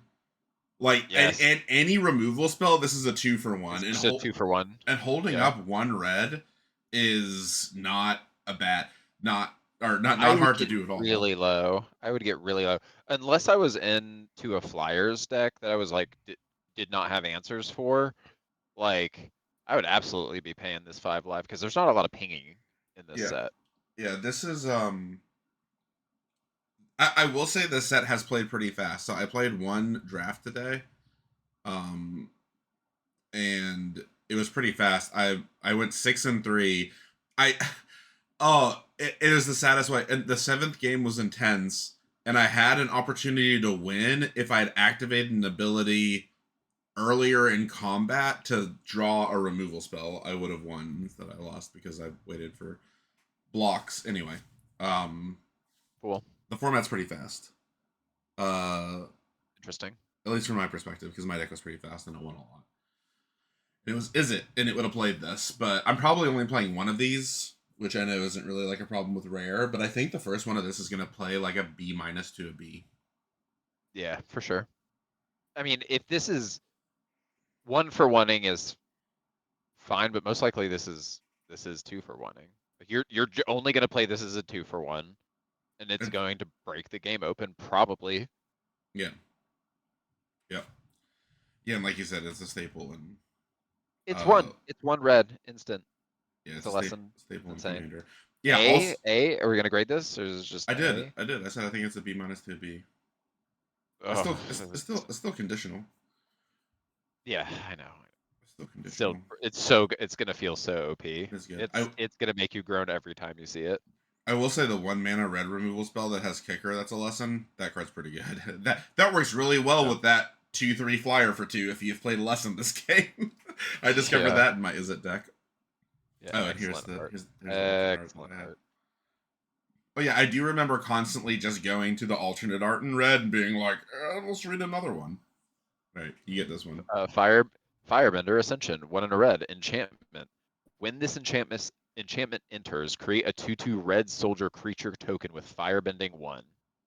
Whenever a creature you control attacking causes a triggered ability of that creature to trigger, put a quest counter on this enchantment. Then, if it has 4 or more quest counters on it, you may copy that ability. You may choose new targets for the copy. So this is interesting. All of the cycle of things I mean, that it's a do 2/2 this. firebending 1 for 2, period. Yeah. And all the At its cycle of the minimum. things that do this, and none of them say one or more. So like if you had 4 firebending creatures, it would just immediately satisfy this. Yeah. And the 4th one would get copied. It's not copy after the 4th one. The 4th one also gets copied. So these are Interesting. pretty generous on the like completion Yeah, the fact that requirements. this just makes a firebender by itself is Yeah. pretty good. And this one might be the best of them because like you said, it's the most Yeah. like basically an entire card's worth of value. Yeah. It's a 2/2 for 2 with firebending, which seems really good. Yeah, and obviously there'll be some other stuff that also triggers abilities other than firebending as well, but it's mostly going to be firebending. Again, Yeah. my only experience is playing Izzet, and then also the pre-release, but I had a lot of firebending in that Izzet deck, and my pre-release mono black deck had a lot of firebending. Which was Interesting. interesting. It's the same card. I'm doing it again. Firebending Student. So this card is also worth like a couple few bucks, and it does read pretty strong. Really? Dude, I don't remember any of these cards. 1 in a red for a 1/2 prowess, firebending X, where X is the creature's power. So this is certainly not Monastery Swiftspear, although at first blush it feels like it on several levels. Because that is a 1/2 prowess haste for 1 red, which is crazy. So this is by that 2 turns slower, as it is cost 2 and does not have haste. However, it is an infinite combat trick machine in that deck, basically. Yeah. Which is interesting. So like you can play you can basically dump with this on turn 3. You can presume that that deck, like the red mono red prowess deck, can basically dump its hand because you're probably like casting 2 things on this before you attack, and then you're attacking, and then you're getting 4 mana, probably. Yeah. Like, because one of the things is pump. So playing 2 spells is 3, and then only one of the 2 spells have to actually increase this thing's power to get to 4. And then you're getting 4 mana, which surely that's playing the other 2 cards in your hand. Maybe one of them's a draw or something. So this might like be like a 2 of or something in that deck. I don't know. That deck's always been borderline. They banned Monstrous Rage though, I think. So Yeah, they did. They did. Also, it rotated out. It rotates out with the set, I think. Or it just did the last set, something. I don't know. Did Spider-Man move the rotation? It wasn't a real set. I have no idea anymore. Who knows? Sure. Yeah, in limited, this just obviously seems good. I mean, it's just good in limited. You want to play it, is it? But Rakdos is also probably fine. Rakdos has a lot of this is always going to be pretty strong. Seems really good. Firebending also played really well, as it turned out. I had that 4 in a red spell that makes 2 firebenders for 5 and is an instant, so like it works with firebending. Yeah. And I had to you remember the what's his name? Zorko, or the kid Zuko? Bad guy? Yeah, Zuko. The black one that's it's 4 and a black for a 4/3, and he has firebending 3, and you can pay 3 to exile the top card of your library and play it that turn. Yes. Yeah. That card seems very good. I had 2 of them. He was very good. Oh my god. Oh, it's a 3rd firebending student. Yeah. Oh, I don't like this card. I'm glad you have it. Yep. The last Agnikai, 1 in a red for an instant. Target creature you control fights target creature an opponent controls. If the creature the opponent controls is dealt excess damage this way, add that much red. Until end of turn, you don't lose unspent red mana as steps and phases end. Okay, I should clarify. The reason I don't like this card is because I opened a bunch of them and they're rare.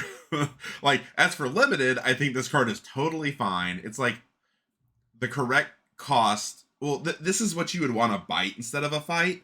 So I think that's what makes it really feel bad. Is like this is a rare that's definitely not good enough for anything other than limited, but is like worse than just a green bite or your typical red removal spell, like for this mana. So like, why?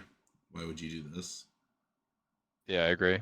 Are they trying to say like, oh, in Commander you can have a 30 power thing and like you can make it fight Llanowar Elf and get 29 red mana? Is that like the? Is that why this is a rare? Maybe that's why this is a rare. I mean, maybe it refunds a mana, and that's the idea.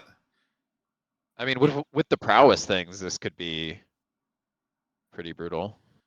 Yeah, maybe I'm just misreading. It just feels like a weird success case when you're like, I'm making my 4/4, kill their 2/2, and then this is free. Maybe that actually makes it a lot better, and I'm wrong. And I'm just sour to Yeah, it. I'm not entirely sure if I'm being honest. I guess if your creature's surviving, you're always getting 1 mana back, and then that makes this 1 mana. But since it's an instant, it still is making you hold up 2 mana, so it's not really 1 mana. I don't know. I think in But if limited you this are is like a fire C breathing plus. on top of this, like using this Yeah. as Yeah, you can do it during combat. So yeah, and that's actually a good point to make here, is that I have found that instants, not a surprise with fire bending, but like instants are really good in this set because they are oftentimes close to free, and especially red instants, because you right. don't even have to pay the colored mana in that instance. So yeah, it's good. So yeah, this is because of fire breathing specifically, this is probably like a B minus, because Yeah, a lot of times it will I'll just give it be a B free. minus. Yeah, and it does also. Okay, so yeah, so It allows you to play creatures oh, afterward, oh, which is like the good part. the designers aren't that bad. Yeah, not only is it effectively free, the mana it refunds, it lets you basically extend your fire bending mana into second Yeah, main to cast creatures. See, there's definitely a chance that this that's is definitely like blinded. Yeah, completely nuts. this could be this could be quite a bit better actually. You should have just evaluated the card and Like I you, hold my bias to myself. yeah. Like Yeah, I just think that this has putting it like together especially with Firebit, like you're killing their thing and ramping something. and The tempo is insane. mirroring Like the firebending. Yeah, because this could. Well, you probably aren't going positive with it, but you are you're not going you're positive. mirroring the mana is the point. This is Yeah, free. Like on app, like firebending 2 is not hard to do, which makes this free and then extends the 2 firebending mana to but your it's also second allowing you main. to be very aggressive. Yeah, Like and you're presumably winning the combat. Or even if it just extends, well, if it extends 1 firebending mana, then it's actually free because that makes it like if you only have firebending 1, then this is basically free because wait, so yeah, this is just effectively free because you consume a mana and then you extend a mana. right,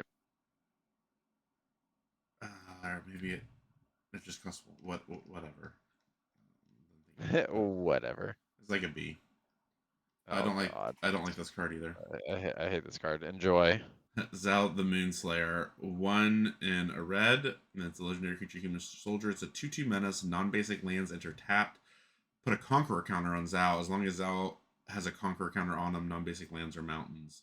So the joke is he becomes Blood Moon, but like, and the other joke is that 7 isn't a lot because you have Firebending. But this only, again, seems like a limited level power. But like you don't really care about this that much in limited. Who cares about turning off non-basic lands in limited? Like 7 is way too much No for one. this. No And one. in any other format, unless it's F. a limited F. format where you have it's It's a not it's a F. It's a 2/2 metas for 2. That's F. not F. If it had no other text, it's not an F. F. F. Categorically an F. F. I'm not playing it. I hate this card. Hey, I'm gonna rage every time I get this in a pack. Every single time. here's the thing. The non-basic lands enter tap trigger. Um I'm pretty sure that stacks with Amulet. Like I think the way that tap triggers work with lands and Amulet of Vigor is every instance that tries to tap them gives you an untap proc, and you can stack the untap proc with it tapping for mana. So like you can layer, so like if you have a non-basic land that itself would come into play tapped, and there's something like this in play, it comes into play tapped, Amulet triggers, it untaps, you tap it for mana, then this triggers, and then you untap it again. Which I don't think that's how Magic should work, but I think that's how Magic works. Wow, that's wild, but I hate this card. It is a 2/2 menace for 2, but it doesn't have fire, Bending itself. It's like a C. It's just a C. It's literally just a C, and I hate this card. And probably not relevant anywhere else, unless, and I'm pretty sure I was right about Amulet Titan, unless you're doing that. Oh, yeah. we almost lost to this in Two-Headed Giant, but we didn't. Is it yours? Faded Firepower, yeah. X and 3 red. For an enchantment, it has flash. This enchantment enters with X fire counters on it. If a source you control would deal damage to an opponent or a permanent an opponent controls, it deals that much damage plus the amount of damage equal to the number of fire counters on this enchantment instead. So, like, you can flash this in to give everything you have way more damage. Maybe that pushes through for lethal. And this is like an instant speed. Everything gets either. For 5, I think this is 2, premium right? At 6. At 6, this is insane, right? 6 is quite good. So I want to play this at 6 every time. In Two-Headed Giant, Mike and I were playing, and this has happened a couple. Like the last, we do not lose very many games. The last game we lost because we actually got one shot by Tifa in Final Fantasy for 26 damage in 1 turn, and it was like one of the most ridiculous sequences ever. We would have lost a match, if we had not perfectly played around this card without even realizing it existed. Like we were both building up, like which is what normally happens in Two-Headed Giant, but we were way far ahead of them. And then one turn, like literally the turn before we were gonna win, before it was like just calculated we were gonna win, they max swung and they played this shit for X = 5, and we blocked perfectly, so that we both didn't die and could still kill them on the backswing. Wow. Yeah, that's crazy though. That was rewarding. This is really good. That nutty card. Yeah, this is just so good. There's also plenty of there's enough tokens in this. So interesting note about this, because people will lose flyers. Oh yeah, it's good with flyers. People will the triple red is its biggest negative. The biggest thing that people will die to on Arena from this is not realize that it separately amplifies the damage applied to a creature and the damage applied to the player with like trample. So like if you assign 3 damage to the creature, like if it's 5 damage, it won't deal 7 damage to their opponent. It'll only deal 4 damage to the opponent. Because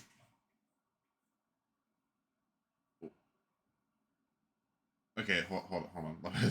If you have it will still be 7, right? Yeah, it will still be 7 because it's just additive. It's not multiplicative. Yeah, never mind. It's just additive because it would just add 5, which would be the same. Yeah. Anyway, how good do you think this is?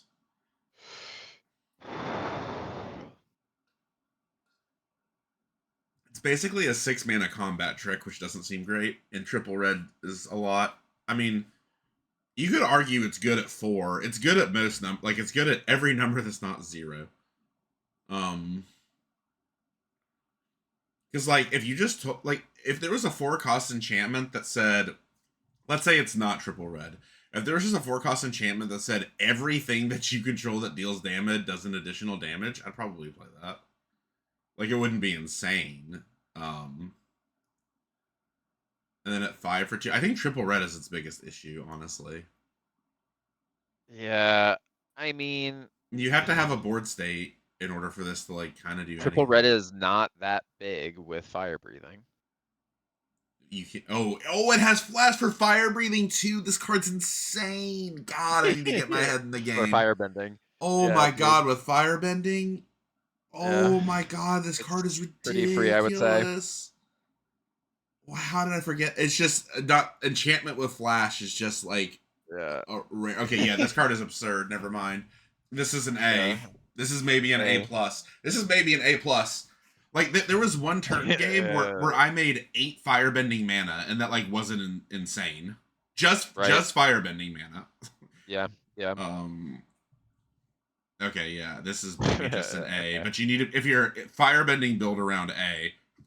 Otherwise, it's probably just like a B because you're gonna have some amount of firebending. Right.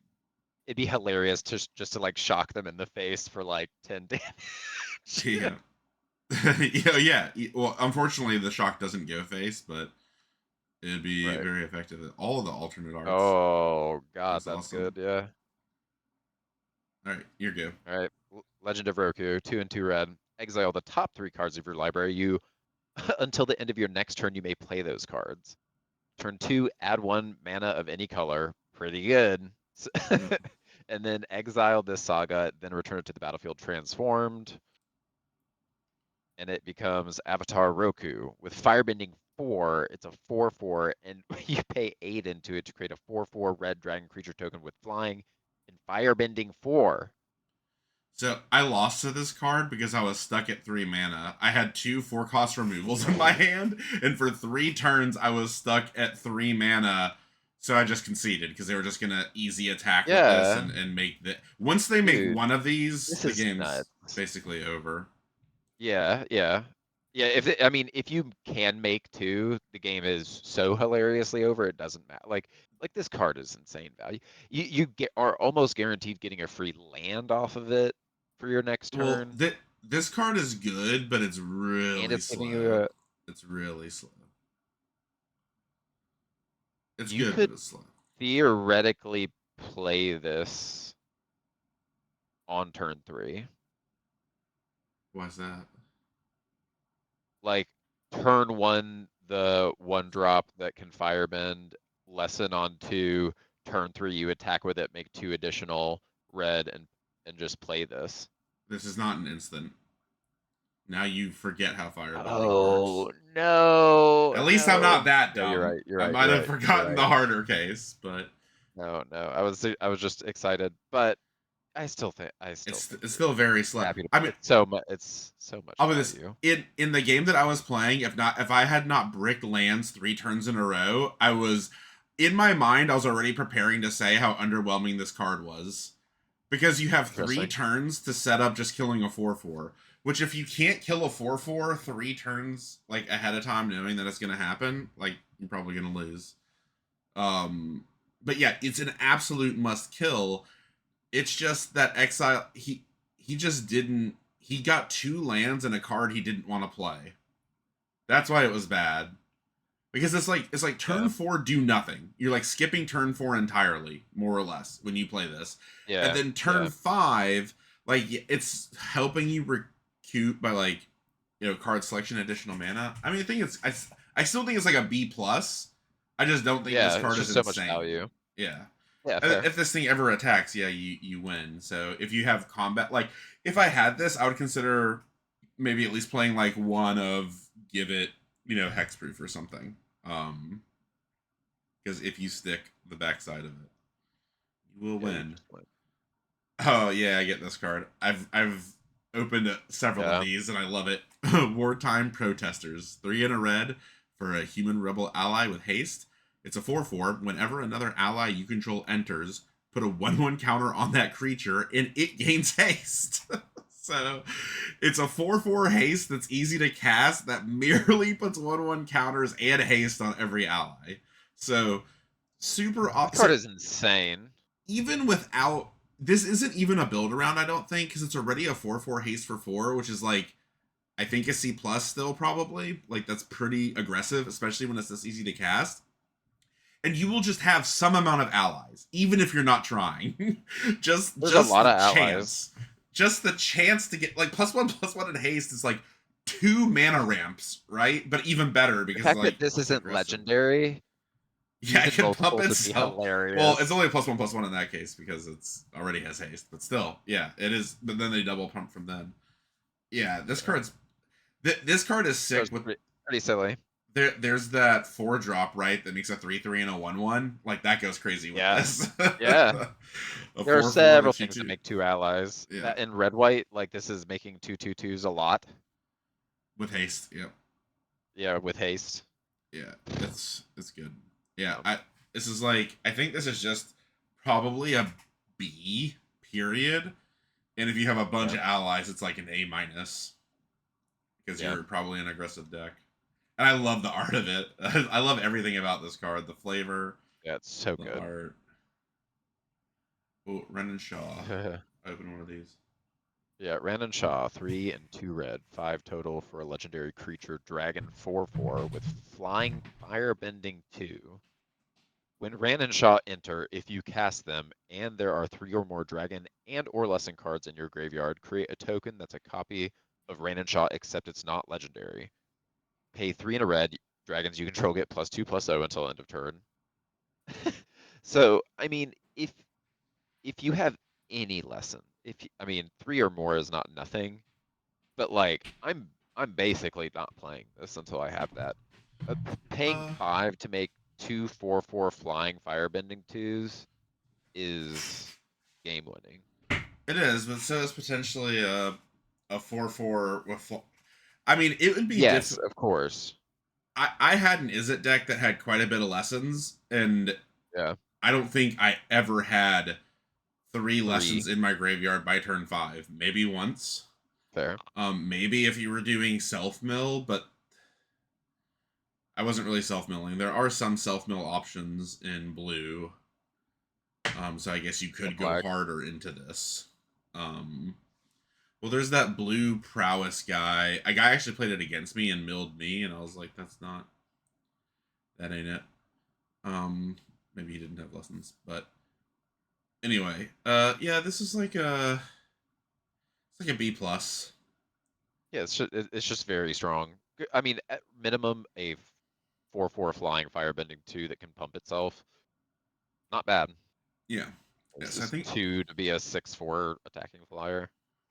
Yeah, obviously, if you can do the 3 lesson thing, like it's ridiculous. Yeah, I mean, yeah. I guess it's an also A- or an A at that point. I guess if you're in red white lessons and you can also airbend this, it makes it even better. Oh my god, airbending this is hilarious because every single one of them is non-legendary. Yeah, so just doing next. it, being able to play it. I'm more on like the being able to play it late or earlier and then just get another one later by airbending it would be more I think my goal. Yeah, this would be hilarious with airbending. So maybe it's like a in Boros. Sozin's Comet, 3 and 2 red for a sorcery. It's a mythic. Each creature you control gains firebending 5 until end of turn, and for whatever reason, this has foretell. I think it's the only. I have not seen foretell on any other card. But during your turn, you may pay 2 and exile this card from your hand face down. Cast it on a later turn for its foretell cost. So it just wants you to be able to go really mana positive, I guess, when you play it. I'm gonna play this in my Balin deck, let me tell you. With I would spells. I wouldn't even do that. I think this is hilarious. Like with 5 things easily. I dislike this card.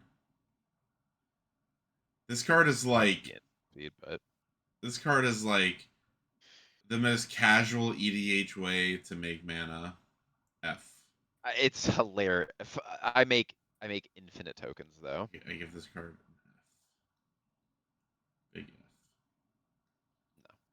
No. More F. F and everything. Really? I don't even think. I guess F and everything. All the F. I guess specifically in tokens, it's kind of funny. Yeah. Specific because when you're going wide, obviously you get. I mean, that is. But if you're, that's the most dumb win more thing in tokens as well. Anyway, here we go. Green. We made it to green, much like Mountain Dew. Earthen ally, 1 green for a creature human soldier ally. It's a 0/2, and this creature gets +1/+0 for each color among allies you control, and you can play 2 in Wooburg, so 7 total to Earthbend 5. Target land you control becomes a 5/5, basically. I mean, hold on. Random time to mention this. As it turns out, there is a 5-color deck in the format, exemplified by this, also shrines, as we kind of saw. Oh, and that there's that common lesson that fetches a basic land or a shrine. yes. And yes, that card's like not great, but in the shrine deck it is. And then there's also a build around monocolored card in every color. Like the white one was the make one, like when one ally is equal to the number of planes you control. I don't think the same rarity. I think the blue one was that rare that like taps to draw a card and it costs 1 less for each island you control. Yeah, so sure. it just costs like 0. So like I think the red one is the deal damage equal to the mountain. The red one actually has several things that scale off mountains. So anyway, there's monocolor build arounds and this 5-color one. And this, I think this card is just like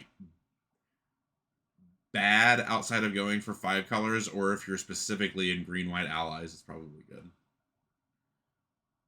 Right? It can be hilarious in green-white allies, like if you have the nuts opening. Sure. Like if you go this I mean, I'm still playing this. Like this is an ally. It's no, cool upside. It doesn't really have any upside. Like I mean, like the Wooburg thing. I'm saying I have to be pretty heavy in allies, and I'm not playing this, or I'm not playing this. Sure.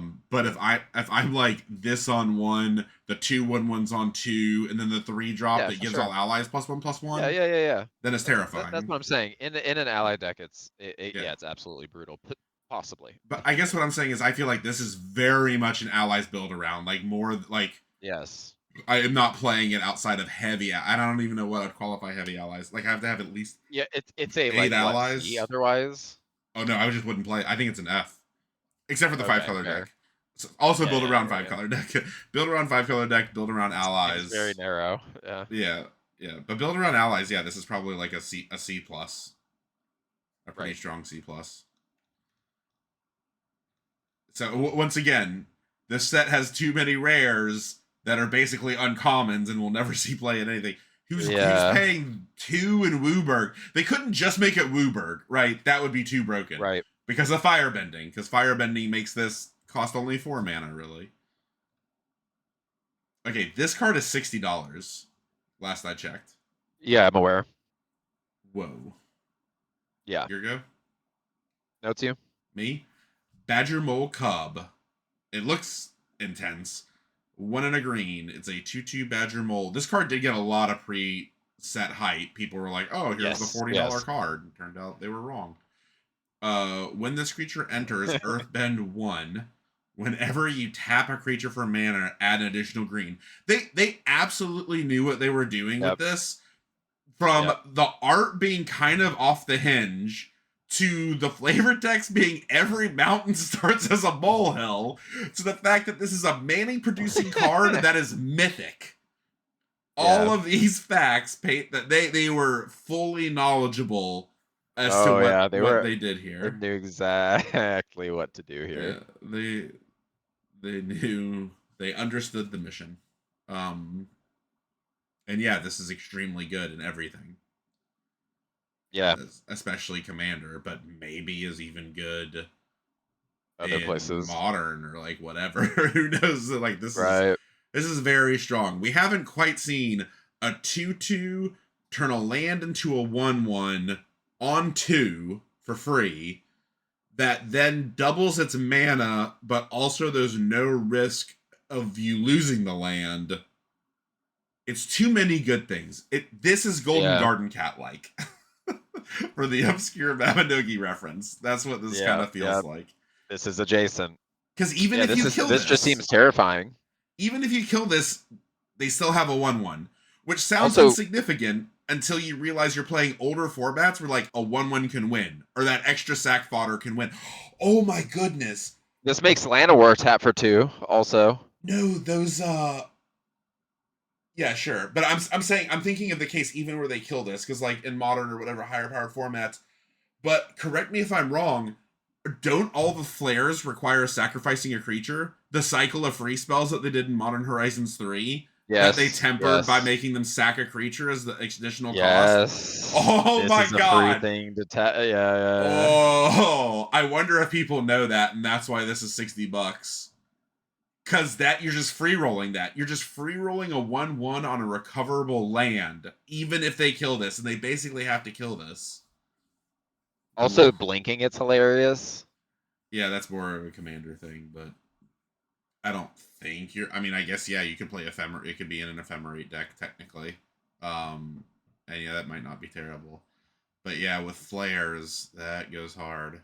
Anyway, we actually did. I did open one of these in the pre-release, and Mike played it in his deck, and it was ridiculous. I think on turn 3 he had 7 mana in one game because he also had the 2-drop that allowed allies to tap for mana. He had something ridiculous on turn 3 with Badger Mole and that guy. So yeah, it's it's an A minus probably in. It might just be a straight up A in limited. Honestly, I know that sounds crazy, but everything that I just said, what makes it good enough for modern, also like perfectly maps to, except for the flare thing. But yeah, it's just it's a 2/2 that makes it 1/1. That you know, any other mana ramper now is double mana, and then also your land is double mana. $60. Enjoy. This is the other card that Mike had. Great Divide Guide. 1 and a green for a human scout ally. It's a 2/3. Each land and ally you control has add 1 mana of any color. Any color. Any color. Each, including itself. It chromatic lanterns your lands as well for some reason. They were like, no, this can't be a 2/3 for 2 that is just the mana ramper itself. It needs to get all other allies, and then let's just chromatic lantern all your lands. This card's probably undervalued. Not gonna say I would necessarily spec it, but my belief is it seems undervalued. This is insane. Look up how much this costs. I guess I can scroll down a little bit. $1.79, $3.73 at its nicest version. $1.79 is probably low. It's probably too low for this card. It's probably too low for that card. I think people are ignoring the chromatic. I mean, chromatic lantern is so good because it's colorless and does it. This requires you to be base green. But let's be honest, if you're interested in Wooburg, you're probably base green. You're almost always space green, yeah. So yeah, this should probably be at, I would think, like at least a $3 to $4 card. Like, I'd be less interested in specking this at $4, but I'll spec this under $2. It seems unnecessary for it to cost that little. We'll just click on this little linky here for later. Well, I don't love the alt art.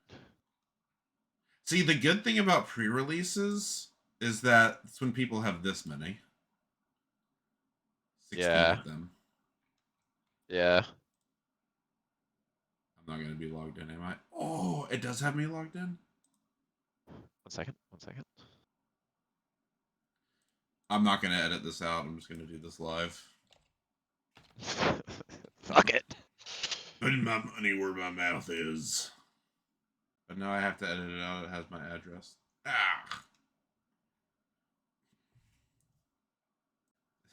So I ended up, I actually did a cut there because at the end it showed my address. So, you know that. But I just bought 16 of this card to put my money where my mouth is. Hell yeah. It's extremely good and limited. I think it's also a $4 staple in Commander, at least. Yeah, it seems so good. It seems good. Lantern. Seems potentially playable in Standard. I mean, maybe it's not powerful enough, but I mean, if allies work, that'd be cool. Yeah, so I would say this is probably like a B+ in limited. I guess it's very good. I love this art too. I also opened several of them, so I don't hate it. Oh. At the end of this game, remind me, and I'll reveal my number 1 spec that I bought a lot of. Right. I don't think it's gonna go crazy, but I think it'll be good. All right, Earthbender Ascension. 2 and a green for an enchantment. When this enchantment enters, Earthbend 2. Then search your library for a basic land card, put it on the battlefield, tap, then shuffle. Then it has landfall, which it does get the first one itself, because it's in play when it's fetching the land. It gets a quest counter. When you do, if it has 4 or more quest counters on it, put a 1/1 counter on target creature control. It gains trampled until end of turn. I think this card, the very first time I read this, which was live, like opening a pack, I was like, eh. And then I thought about it for one more second. It was like, okay, yeah, this is very good. Yeah. I think this is really good because because it gives you 1 and because it procs on the 4th, which means there's only 2 other lands turns 4 and turn 5 that you need to play before this is already doing the second thing, and because it gives trample. If it was just 1/1 counters, I'd be less interested in it. But this making something a trample threat on every land, and the fact that we have sack lands at common, so like you can go a little heavier on lands. And there's some good rare lands that also I will say this set, and I was an Is It, but I don't really remember having much card draw. Oh, I did have a couple cards. The fact that there's like flashback and stuff now, I don't even remember how prevalent it was. I just never ran out of cards. So Zuko, who I mentioned, the guy with Firebending 3, where you can exile cards. Dude, I very rarely used his ability. I just had so much action to do. I was just using his Firebending 3. Like, the ability is really good. Yeah. I just had so much action every game. And I was playing him regularly. Like, I was regularly playing him, but I just kept using him for combat tricks and stuff. Yeah, they would kill one and I play the other. So anyway, back to this card. I think this card is quite good. It's Rampant Growth for 1 more mana. Solid. It's Rampant Growth for 1 more mana, but it gives you a 2/2, and then it starts pumping your whole team in like a reasonable amount of time. I think this is like a B+. Yeah, B+. You're a little bit shields down like when you play it, because your 2/2 is also necessarily tapped when you play this, because you do want to play this on 3. I will say later in the game this is worse, because you like really don't want to then be playing extra lands. You know, like I mean, it's still just making a 3/3. It's not. 3. It's not making a 3/3 for 3. Oh no, it's after. Yeah, it's making a 2/2. You have the quest counters. Yeah, it's making you a 2/2, and then, like turn 7, this is not great because it's getting you a 2/2 and a land, and then you have to play 2 more lands, and then the third land it does something else. So, no, not great. This art's funny to me though. Yeah, agreed. Mike likes this card. Here you go. It's annoying and limited.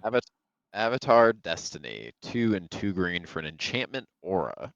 Enchant creature you control. Enchanted creature gets +1/+1 for each creature card in your graveyard and as an avatar in addition to its other types. When enchanted creature dies, mill cards equal to its power. Return this card to its owner's hand and up to 1 creature card milled this way to the battlefield under your control. Oh my god. To the battlefield. So it reanimates the creature. Does not reanimate itself. You still have to replay this. But it makes your creature big. Because so the idea is, right, the first time you play this, it's probably only giving like +2/+2 or +3/+3 or something like that, which is still not bad. Yeah. But that's big enough such that when this dies, it will almost necessarily hit a creature, right? Because even if you put that on a 2/2, like let's say that 2/2 is now a 4/4 or 5/5, if you miss a creature on the mill, it's bad news. So I don't think you want to really play this on a 3/3 if you have like no creatures in your graveyard. I might just not play it, because then it's not pumping it at all. It also has to be from the creatures milled from the cards. That's what I'm saying. That's what I'm saying. You don't want that to miss. Yeah. Okay. Yeah. That's what I'm saying. That's why I would want. Also, you better play this when you know they can't respond to it and kill your creature. Correct, because it's when enchanted creature dies. So this fizzling. This fizzling will still fizzle and stops the whole. This someone playing for 1 the redirect to their creature would be hilarious. That'd be funny. It does return. Actually, it's not that great because it returns to the owner's hand.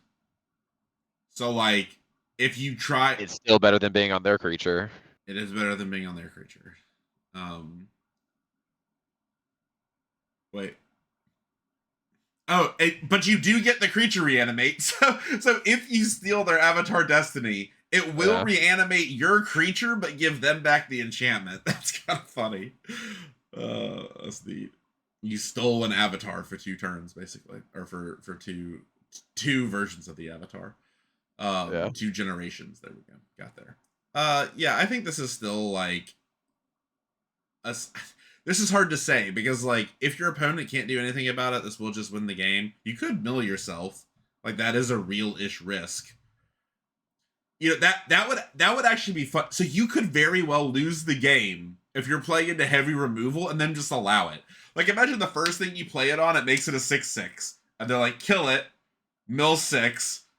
But then the next thing you play it on is like a 10/10 because you've milled more creatures now. So you play like a 10/10 and they're like, kill it. Like mill 10. And then you're like, all right, this is 15/15. You know, and then they're like, you're dead. Good luck. You lose. Mill out. Yeah, mill out. That would be hilarious. I think that's actually a real risk. Like for sure. Would you feel? I mean, really, only black, I guess, would be the Black would be the only worry because like red's probably not climbing it, and like blue and white have their own versions of failure for this, where they just like tap it down or put the pacifism on it. I don't know. I'm talking myself down on this. Maybe this is just like a C+. I don't know. Yeah, I think it's a more like a C+ to B-. I don't like it. I wouldn't play it anyway. I wouldn't play it anyway. It's just not my kind of card. I've never seen this card. Okay, go for it. Me. Diligent Zookeeper. 3 and a green for a 4/4 human creature ally. Each non-human creature you control gets +1/+1 for each of its creature types to a maximum of 10. See what they did there? That was for yeah. So it doesn't go infinite with escapes shit or whatever. The tree. Shapeshifters. Well, shapeshifters changelings. and changelings. What's the tree? That artifact that makes all creatures all types. Yeah, he gives everything changeling, basically. Yeah. Yeah. I forgot Wirewood Nexus. Yeah, that's right. Maybe. I wish I could get her a big open prairie she likes. I'd let her hop her way to happiness. There is a lot of like 3 typed creatures, I feel like, in this set. Well, and yeah, there is, because in Avatar apparently the melding of 2 creatures is like everything. So basically this is typically giving +2/+2 to every non-human. Yeah. On a 4/4 for 4. So like in limited, this is like a B+, I would say. Yeah, if you have build around animals, lol. I think you just have enough animals where this is just. It's just don't be specifically in the ally deck, I guess. This is hilarious on also your lands, your earthbound lands. Oh, they're 2 types? No, I don't think. No, land. They're only 1 type, but land is a super type, so yeah, they're only 1 type. Still, it does a landlord. 1. Yeah, still pumps them all 1. Like, so yeah, this is like a B+, maybe even an A-. Yeah, an A-, I guess, really if good. you do have very few humans. Oh, that's cool art. Yeah. Oh, I want this card. I'm pulling my thing. Okay, go for it. This is not a very exciting one to pull it on. So this is a 2/2 for 3 and a green. I want to both the 3 and the greens. It's a legendary creature, human noble ally. When it enters, you get a 4/4 bear. So it's a 2/2 and a 4/4 for 4. Pretty good. Whenever one or more creatures you control with power 4 or greater attack, search your library for that many basic land cards, put them onto the battlefield, then shuffle. Whoa. So I'm not saying this is necessarily constructed playable, but this card is interesting if you manage to stick 4 power on 3, right? Like if this immediately ramps you, which is certainly not unreasonable to have 4 power on 3. No. Like that's pretty gas, because then the turn after that it's ramping you twice, and then you know what it could be is on 3 you played that 3/2 wolf from Final Fantasy that ramps you and puts a 1/1 counter on something the next turn, so it's an attacking ramper on 4 with the second part of its saga. Yep. Oh yeah, that's true. Well, it has to be the biggest thing in order to do that. There's But yeah, probably not another 4 power thing. Yeah. On 4. Yeah, Because there, if it it's has to if be tied. in formats, like it would have to be something that's getting probably prowessed Yeah, to be that big at that time. if that card's even playable. I was just thinking, like, I mean, there's been a history of like 4/4 tramples for 3 in green, or even bigger things. Yeah. Their power creep in green is crazy, but even then, it's probably still not good enough. But I like it. I like this card. It thins out my deck, and I he's think just got a big bear. I think it's really possible with earthbending. uh, it's Like hard to get that by if you turn 4. Earthbender's Ascension, turn 3 you it earthbends to landfall. The turn, you play this, you get another landfall. Like, No, the point is this: when you play this, you have to already have a 4 power creature with haste. there are several things that there was a lot of You're stuff saying that if you Earthbound on 2, so if you to Earthbound 2 on 2, 2 and then 3. that Yeah. on 3. Yeah, you're right. If you double Earthbend on 2 and 3, you probably do the thing. But that still won't work because you have to tap that land in order to play this. So specifically the other rare that you mentioned, Earthbender's Ascension, you have to Yeah. specifically have that rare. But yeah, I still like in limited. This is still like A minus probably, just because it's a 4/4 to 2/2. Yeah. Just that is kind of ridiculous. You're good. Elemental Teachings. 4 and a green for an instant lesson. So 5, search your library for up to 4 land cards with different names and reveal them. Put an opponent chooses 2 of those cards. Put the chosen cards into your graveyard and the rest on the battlefield tapped. So it's 5 mana ramp 2 instant lesson. And if you're in multicolor, like, you most likely get one color that you like. The thing is, they have to have different names. So you've got to be running other lands to even play this, like utility lands. No, you can just play. It says up to 4 that they have to choose 2, so you're totally fine. Okay. So if you just pick 2, they have to choose 2. And you get those. So you could give them no choice. You could just search for 2 and just be guaranteed them. Which that's kind of compelling if you think about it. No, put the chosen cards into your graveyard. And the rest of the battlefield tapped. Yeah, you have to pick 4. Okay, you're right. Thank you for actually reading the rest of the card. Um, yeah, so your point's well taken then. You do need 4 differently named cards to even consider pulling this. It is good with firebending. But you better Ooh, yeah. you better have 4 That makes non-basic this more lands. compelling. You better have 4 non-basic lands in your deck before you play this. That's Gruul was clearly wanting to firebend stuff, which was interesting because the signpost for it was like the mana reduction on instant or on lessons. Sorry. Well, it also had the signpost, which was 4 or greater matters. Yeah. So this is interesting in that deck. Again, I would just say 4 Not great. non-basic lands It's not great. is the safety valve for Yeah. it. Yes. But yeah, this is still probably just like a C. Yeah, it's a C. I mean, like, getting this for 4 mana is generally, for 2 lands, is like the break point. For it being okay. The Legend of Kyoshi, 4 and 2 green. Draw cards equal to the. It's a saga. Draw cards equal to the greatest power among creatures you control. Sure. So, like, hopefully 4. Worst case scenario 3. I'd hope this is Mythic, by the way. Earthbend X, where X is the number of cards in your hand. That land becomes an island in addition to its other types. I see.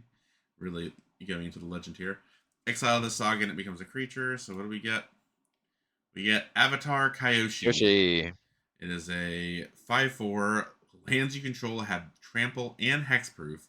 And tap at X mana of any one color where X is the greatest power among creatures you control. So at least 5 because it counts itself. Minimum 5. The minimum it taps for 5 mana. It does not have trample or hexproof though, because that would be outrageous. I mean, This card is definitely good. It's important to note that on cards like this is where the Earthbend actually having haste is important because you're investing 0 mana when it procs. So that is a very real possibility to swing. Yeah. Obviously, And if you can most stick, likely at least 6. if you can stick Or like 7. a board stall or something where you have like a 6/6, this card's obviously just like game winning. I would say in most game states this card is game winning. Or close to it. Because like let's say you, I would say a reasonable worst case scenario is like you top deck this and only have a 3/3 in play. Like 3 is the greatest value. Still 6 mana, draw 3, make at least probably a 3/3.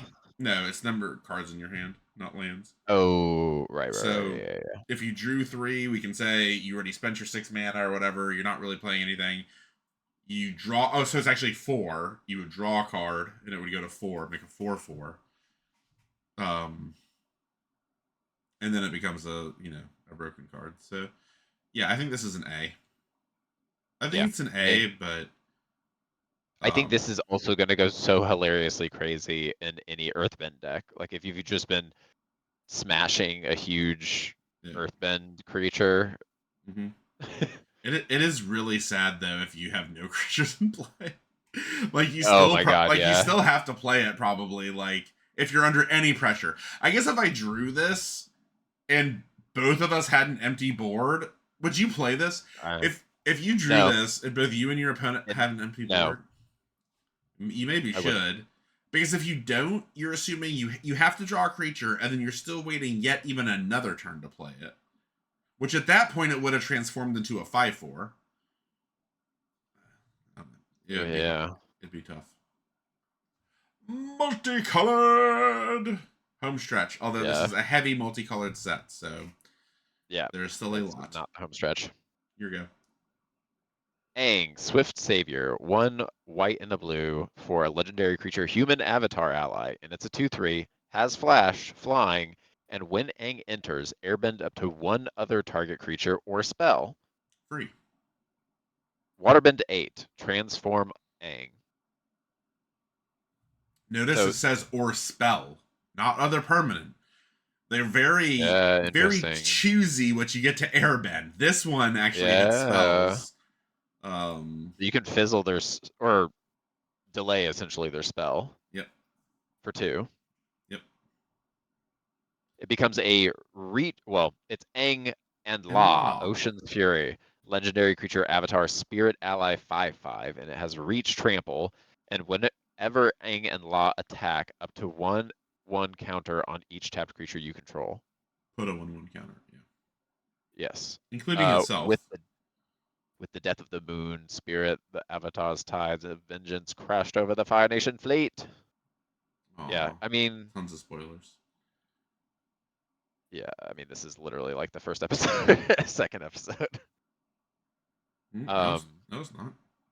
It's not that early, but it's very early on overall. I haven't seen it. Yeah. What? You haven't watched very much of the show. That's true.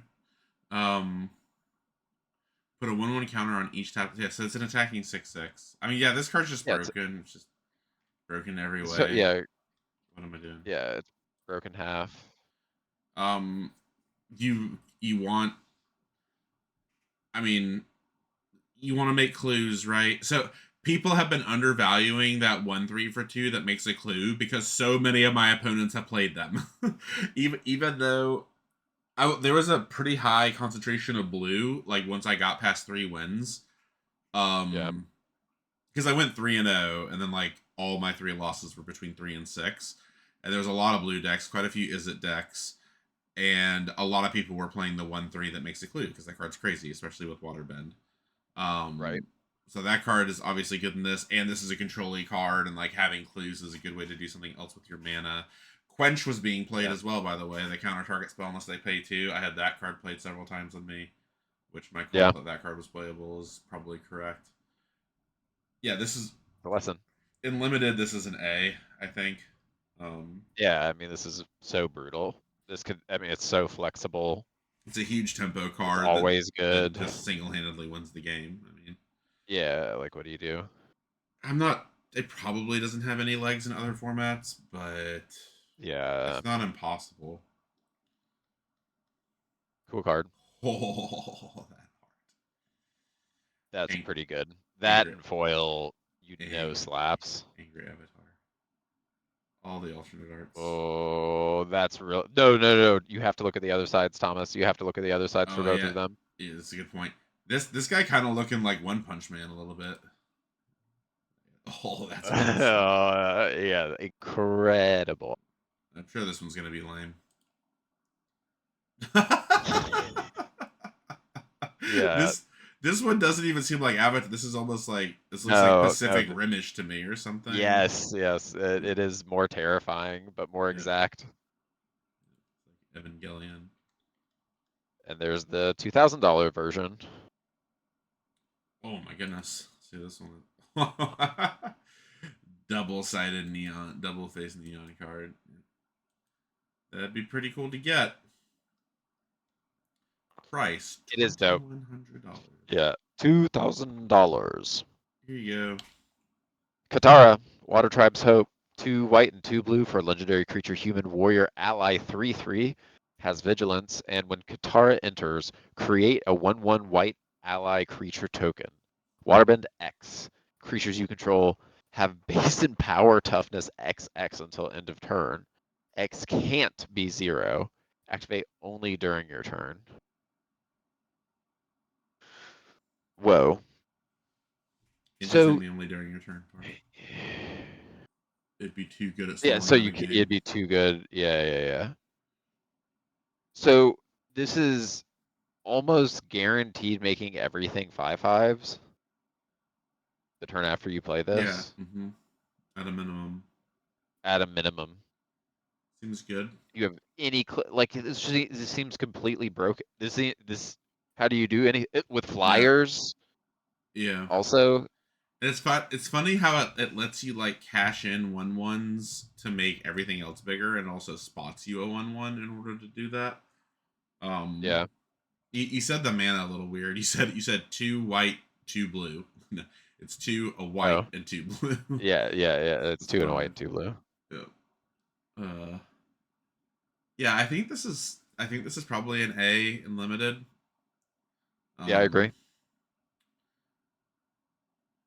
yeah, it's probably an A in limited, and it's obviously not good enough in Like I rankings. don't So really know how you beat this unless you can kill it immediately, yeah, it's rough because it's a 5/5. It's end self with vigilance. When it right? does it, it's not other creature, right? Yeah, it's just creatures. No. Pretty cool. Pretty cool Yeah, pretty card. cool. Oh, I said my deck was mono black. It basically was to play 2 blue cards, and they were both rare, and this was one of them, and it was worth it.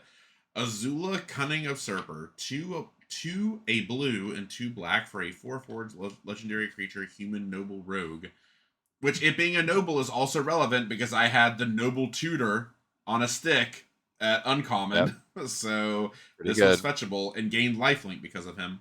And it has firebending too. When it enters, target opponent exiles a non-token creature they control. So it's an edict, an exiling edict. They don't even sacrifice it. It like keeps them from doing a sacrifice trigger, but it still makes them choose because it says target opponent exiles, not sacrifices. It's very weird that it does that. Yeah. That's very Strange. atypical. And then it says, then they exile a non-land card from their graveyard. And this is why. Because exiling it allows you to cast the cards exiled. And you may cast them as they had flash, but only during your turn. So it lets you use your firebending mana to do it. And mana of any Yes. type can be spent to cast the spells, which means it makes the firebending colorless, basically. Like these are artifacts, or any color, I should say. This Yeah. card's ridiculous. This card's dumb. It is fully stupid. It is a 4/4 for 5 that makes them effectively more than sacrifice a creature and a non-land card in their graveyard, and you get to Yeah. cast And if they them can't for immediately almost kill it, free. Yeah. you probably get to cast it for free. Mm-hmm. Yeah, this card is dumb. Yeah. It draws you two. So basically, this is a 4/4 for 5 that firebends 2 that kills their creature and draws 2 cards. One of them being the creature that you killed, and then one card out of their graveyard. Dumb. Yep. And so I think you still get to cast the cards even if they kill Azula because of the way that it's worded. Maybe not. No, you don't. It would have to say for as long as. Yeah. Still broken. Yeah. Never mind. No, you have to control Azula.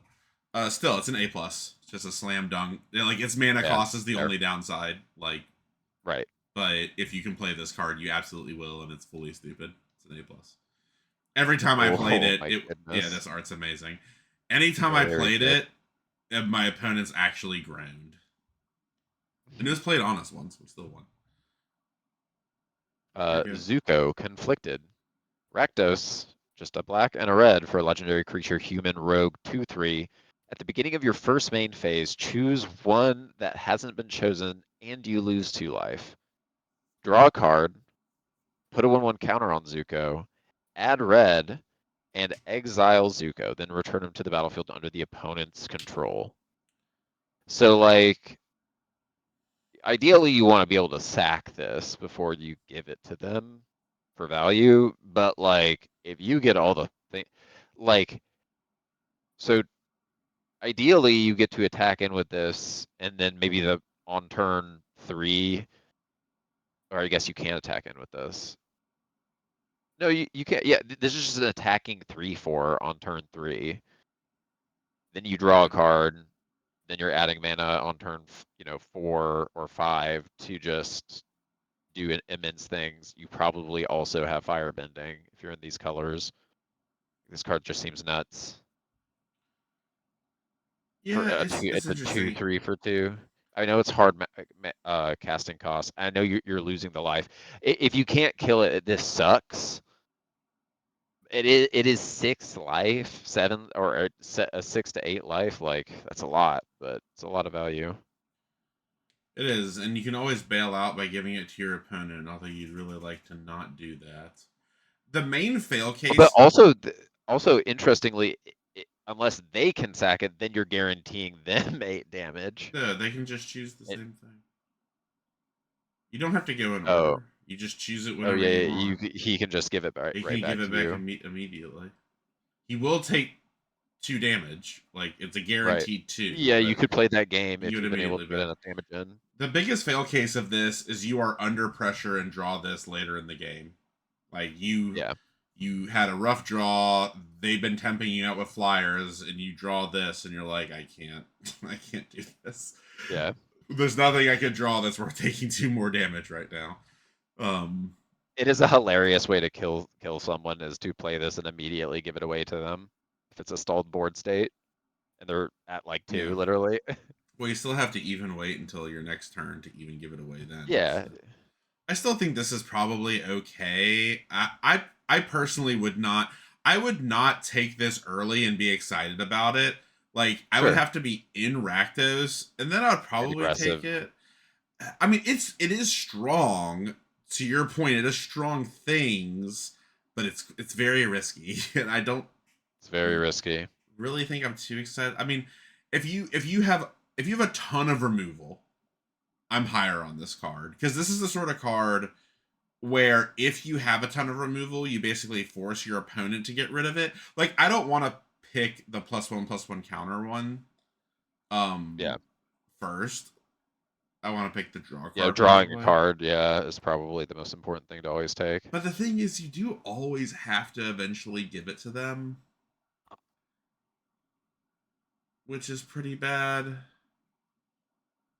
It's 4 turns technically. Yeah, but it's only 3 attacks. That's why I was thinking about. It's only 3 attacks, because the 4th one you give it away. So you're doing, so maybe you do give a counter on it first, just so it does 9, because that's 9 to.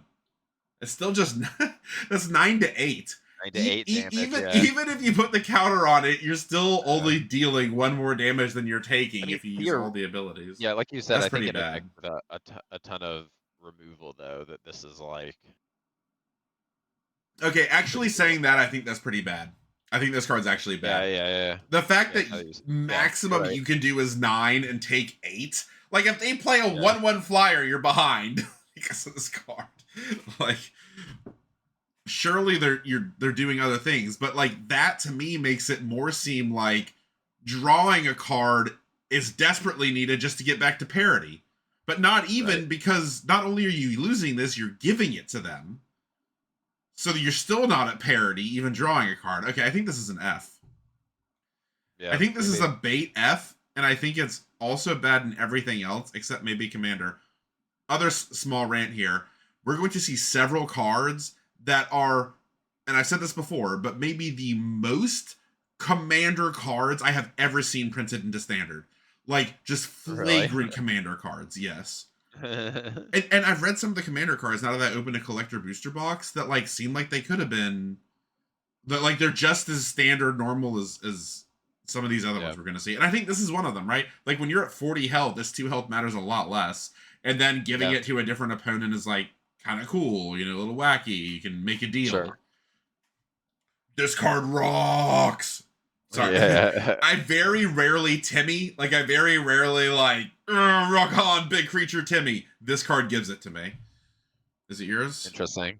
Did I set you up for it? Yeah, Ozai. Or no, it's me. You got Zuko, right? That's you. You're right. Audible? Yeah, you want to Audible? You should Audible for it. I do love it, but like, oh, let's see which one. How many are there? Okay. Which one's the coolest one? I think this one's the coolest one. Yeah, that was the coolest one. Okay. Ozai the Phoenix King.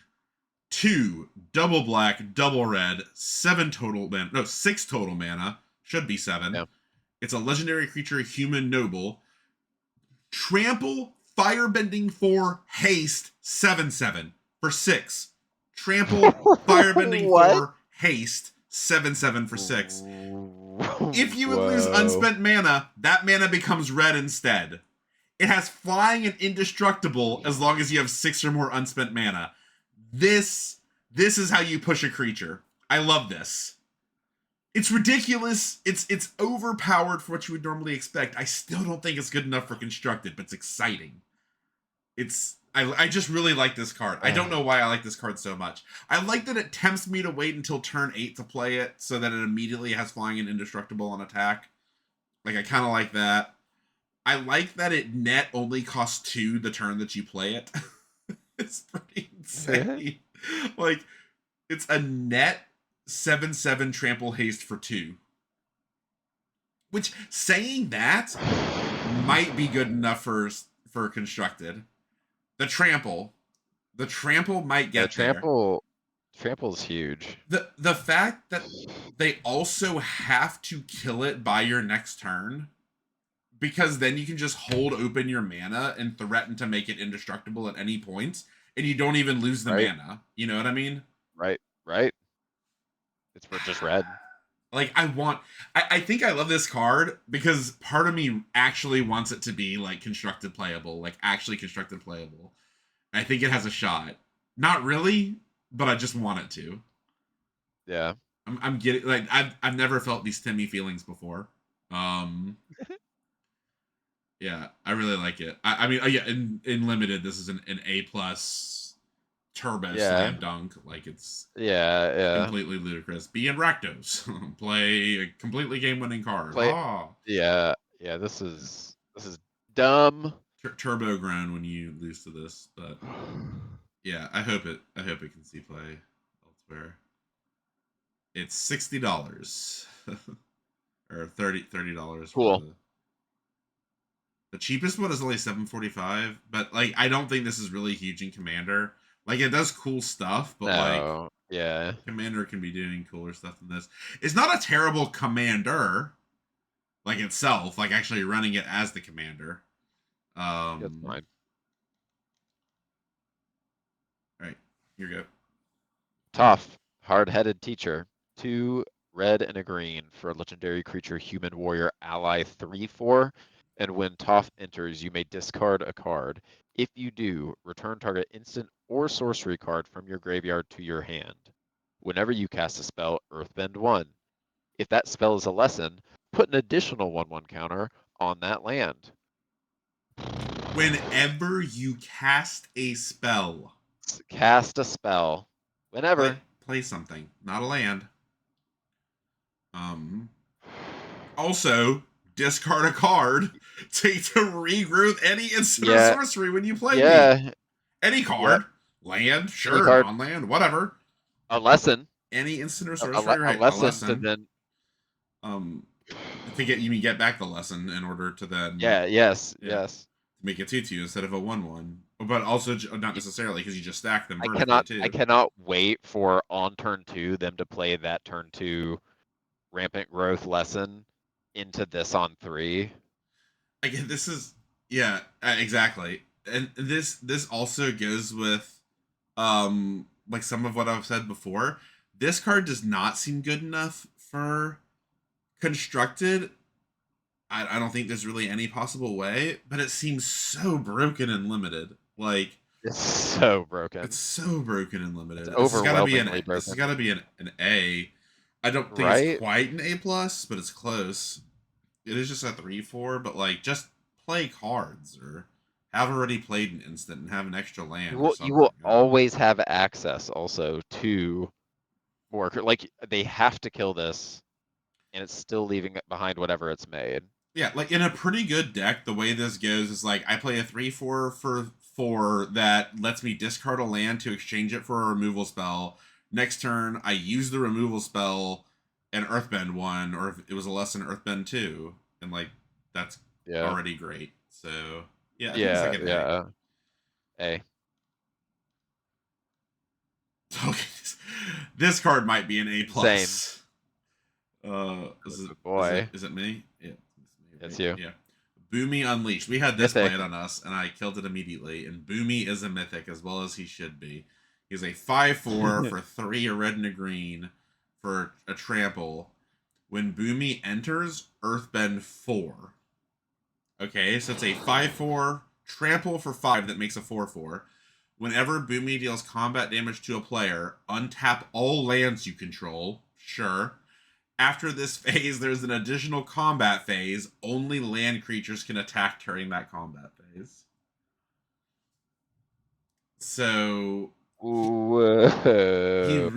resets your mana, and then also lets your weaponized mana attack again. Is basically how this goes, which is extremely strong because your opponent's probably going to be invested in killing this instead of the land. So even if this dies, unless they fully blocked all 5 damage, which would take, having like they can't advantageously block this, like the 3/2 and the 2/1, because if they do that, then you're getting another combat with at least this 4/4, if not other things. Minimum the 4/4.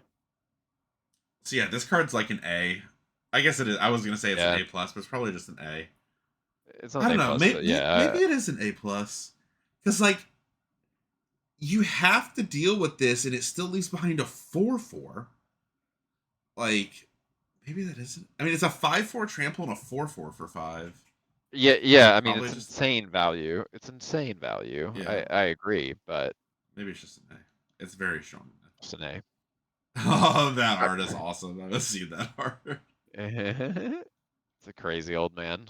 Boomy was a great character. All right, Earth King's Lieutenant. Green and a white for a creature human soldier ally 1/1. It has trample, and when this creature enters, put a 1/1 counter on each other ally creature you control.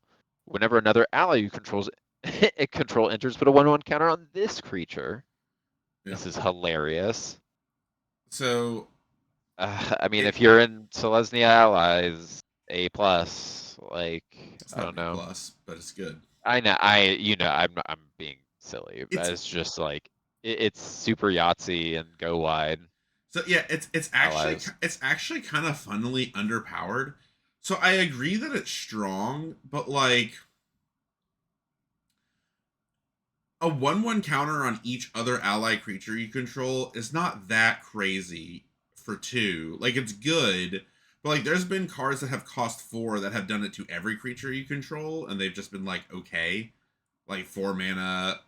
Because like sometimes we'll get it on a creature for 5, right? So like we'll get it on a 2/2 or like a 3/3 that says put a 1/1 counter on each creature you control at 5. At 4, we'll get it on like an instant spell. So getting it for 2 is definitely good on a 1/1. But the thing is that it's only a 1/1 then. Because you want to wait till you have played every ally before you get that side of it, which means this is really nothing other than a 1/1 trample at that point. Or if you play it early, it's still just like kind of mid. Like you really need to, because there's a 2/2 for 3, right? That does this as well. This isn't like insanely better than that. Like having trample is probably the best part of it, and the fact that it curves smoothly with the 3-drop. But that 3-drop I think was red. The 2/1 haste that makes a 1/1. I think that was a red 3-drop because it had haste. I'm pretty sure it was. So like that doesn't really go smoothly with this. This is hilarious with earthbending. Or not airbending. Oh yeah, because you can proc its +1 on all the other allies. Yeah. Anyway, I think this is actually just fine. I don't think either side of it is actually too impressive, but it's pretty good. Yeah, it's just pretty good. It's like a build around B probably. Yeah. And I guess you're maybe B-, and you're probably trying to get the top one more. And like you said, airbending. I think probably closer to B-, but I like it in those decks, obviously. Yeah. Just narrow. Mike did have this in his green-white ally deck, and it was he had 3 ally rares in that deck, and it was the worst of the 3. The other 2 were both the really good white ones. The one that was like Adeline, and the 3/5 that sacks to give all your the 3/5 for 4 that lets you look at the top card of your library, and if it's an ally, play it, and then it sacks to give your whole team indestructible and +0/+5. That's a pretty good card. You're good. I've not seen this one. Sandbender's Scavenger. White and a black. Sandbender Scavenger, yeah. White and a black for a human rogue 1/1. And when you sacrifice another permanent, put a 1/1 counter on this creature. When this creature dies, you may exile it. When you do, return target creature card with mana value less than or equal to this creature's power from your graveyard to the battlefield. I mean, like this is obviously this is just slow. I mean, it goes crazy with clues. It's hilarious with fetch lands. It is good with fetch lands. It is quite good with fetch lands.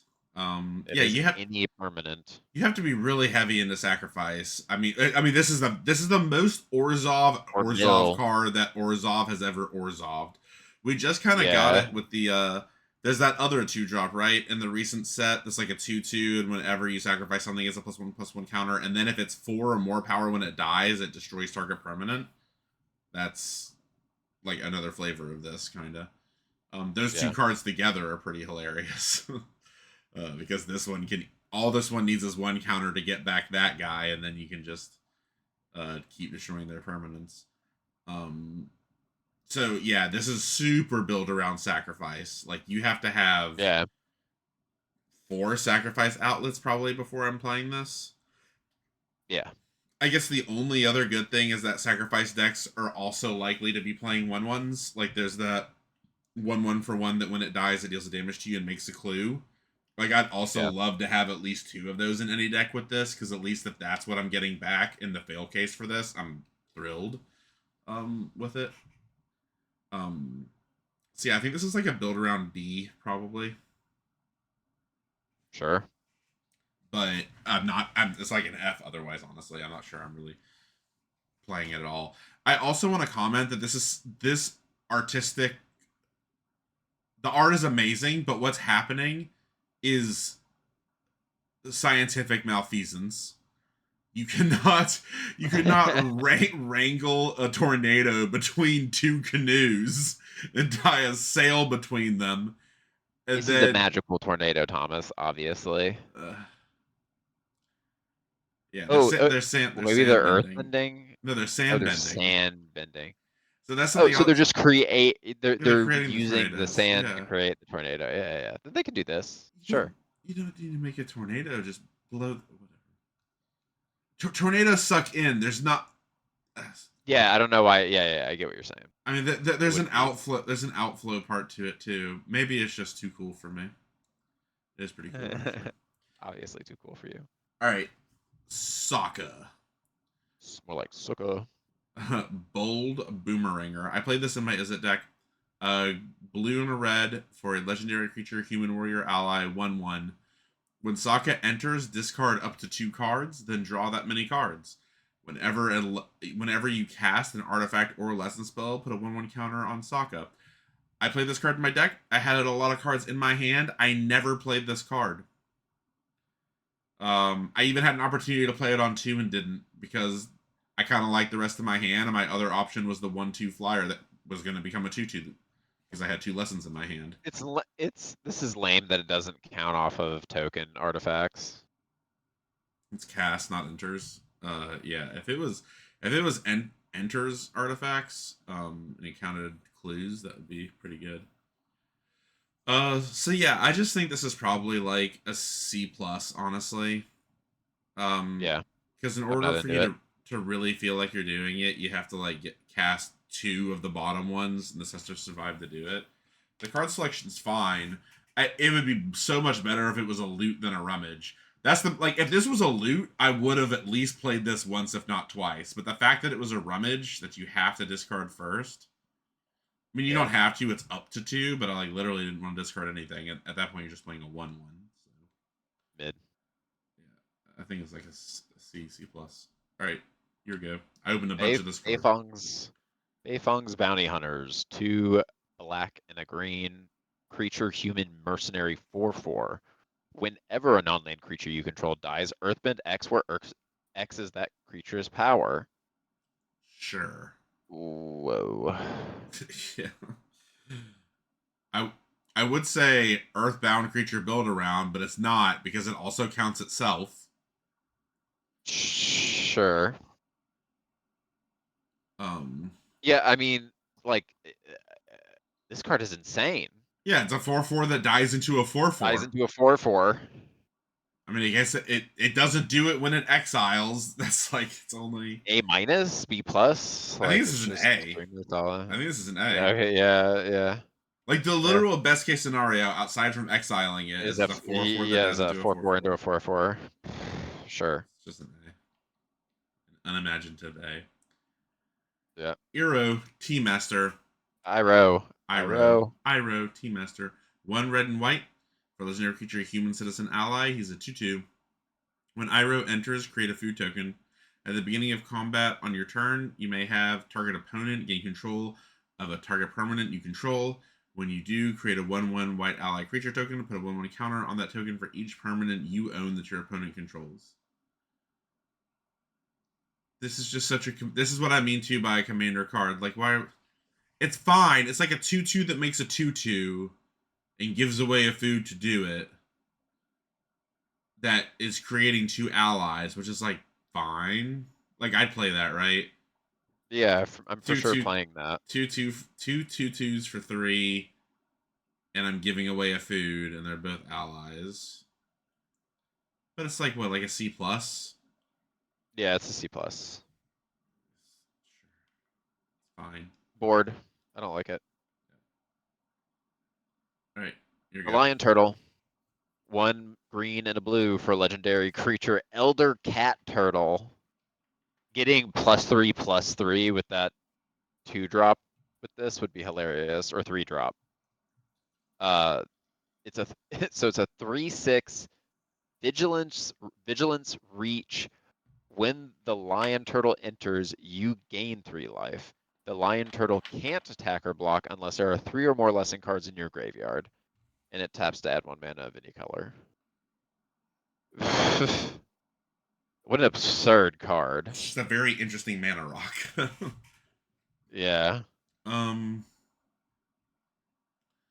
like, it's like green blue had a ton of lessons.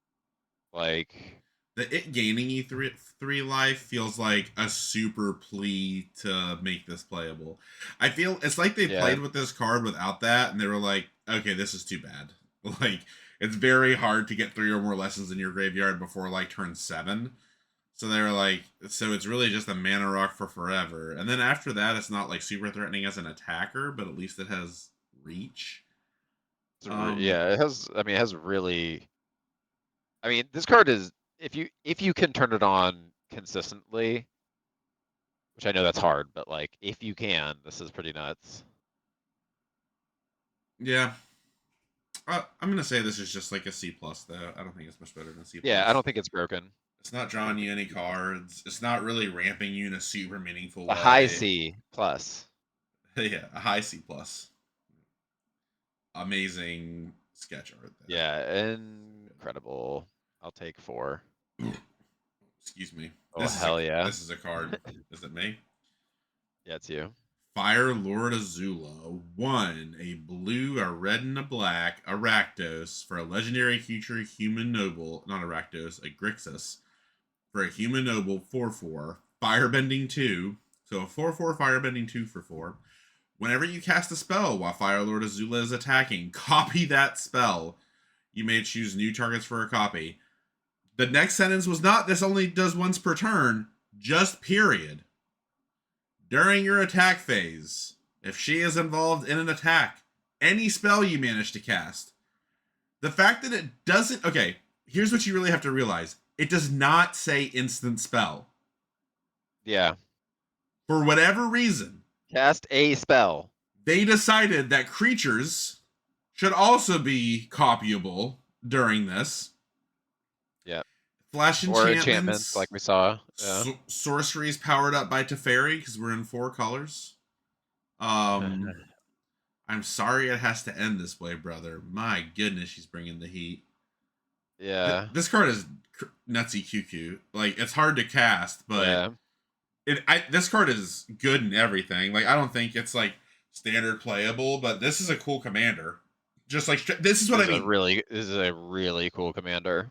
This card, this is like the commandification of Magic, because this card seems way too good for limited, not good enough for standard, but iconic in commander. And it's like, why is this in limited if it's not?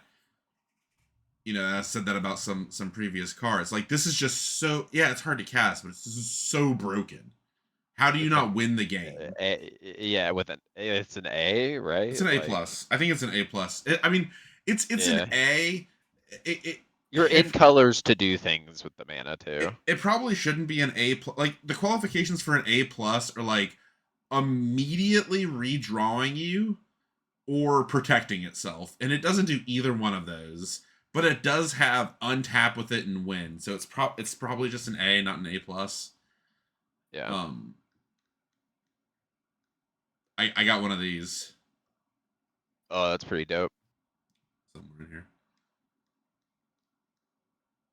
$3. Actually, no. I think that one's actually the 21 one. This is the $29 one. Yeah, it's 21. Yeah. Yeah. I got this one too. Oh, cool. I got both of them. Yeah. I like the original art, honestly. Yep. Only $3. Toph, the first metal bender. 1 red, green, and a white for a legendary creature, human warrior ally, and it's a 3/3, another commander. Non-token artifacts you control are lands in addition to their other types. At the beginning of your end step, Earthbend 2. Okay, sure. So your clues are now lands that you can Earthbend. But they're lands that don't tap for mana. But also when they die, they come back. Like if it's a clue. But no, first of all, it says non-tokens. That wouldn't work with tokens. Oh. So it doesn't do it with clues. Clues are ephemeral things. They're not made of metal, even though the art for a lot of the tokens involves metal. Yeah. So once again, like who's building Naya non-token artifacts in no one that I know in limited, with very few artifacts. You still just play this for the earth bending is so broken. It does it immediately too, right? Like it immediately earth bends too, so you're already 5 for 4 in stats here. So this is still like a B plus, maybe even an A minus in limited, just because earthbending every turn is completely dumb. Earthbending. Yeah, it's just completely dumb.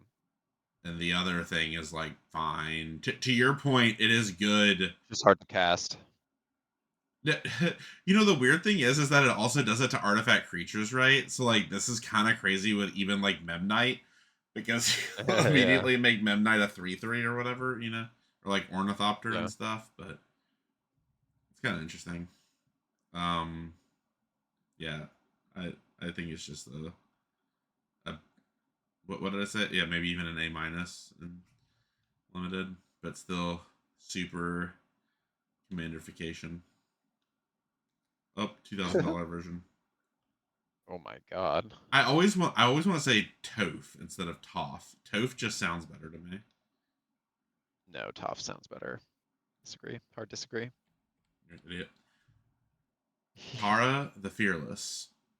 It's a Bant, green, white, blue. For legendary creature, human warrior ally. It's a 3/3. If a triggered ability of an ally you control triggers, that ability triggers an additional time.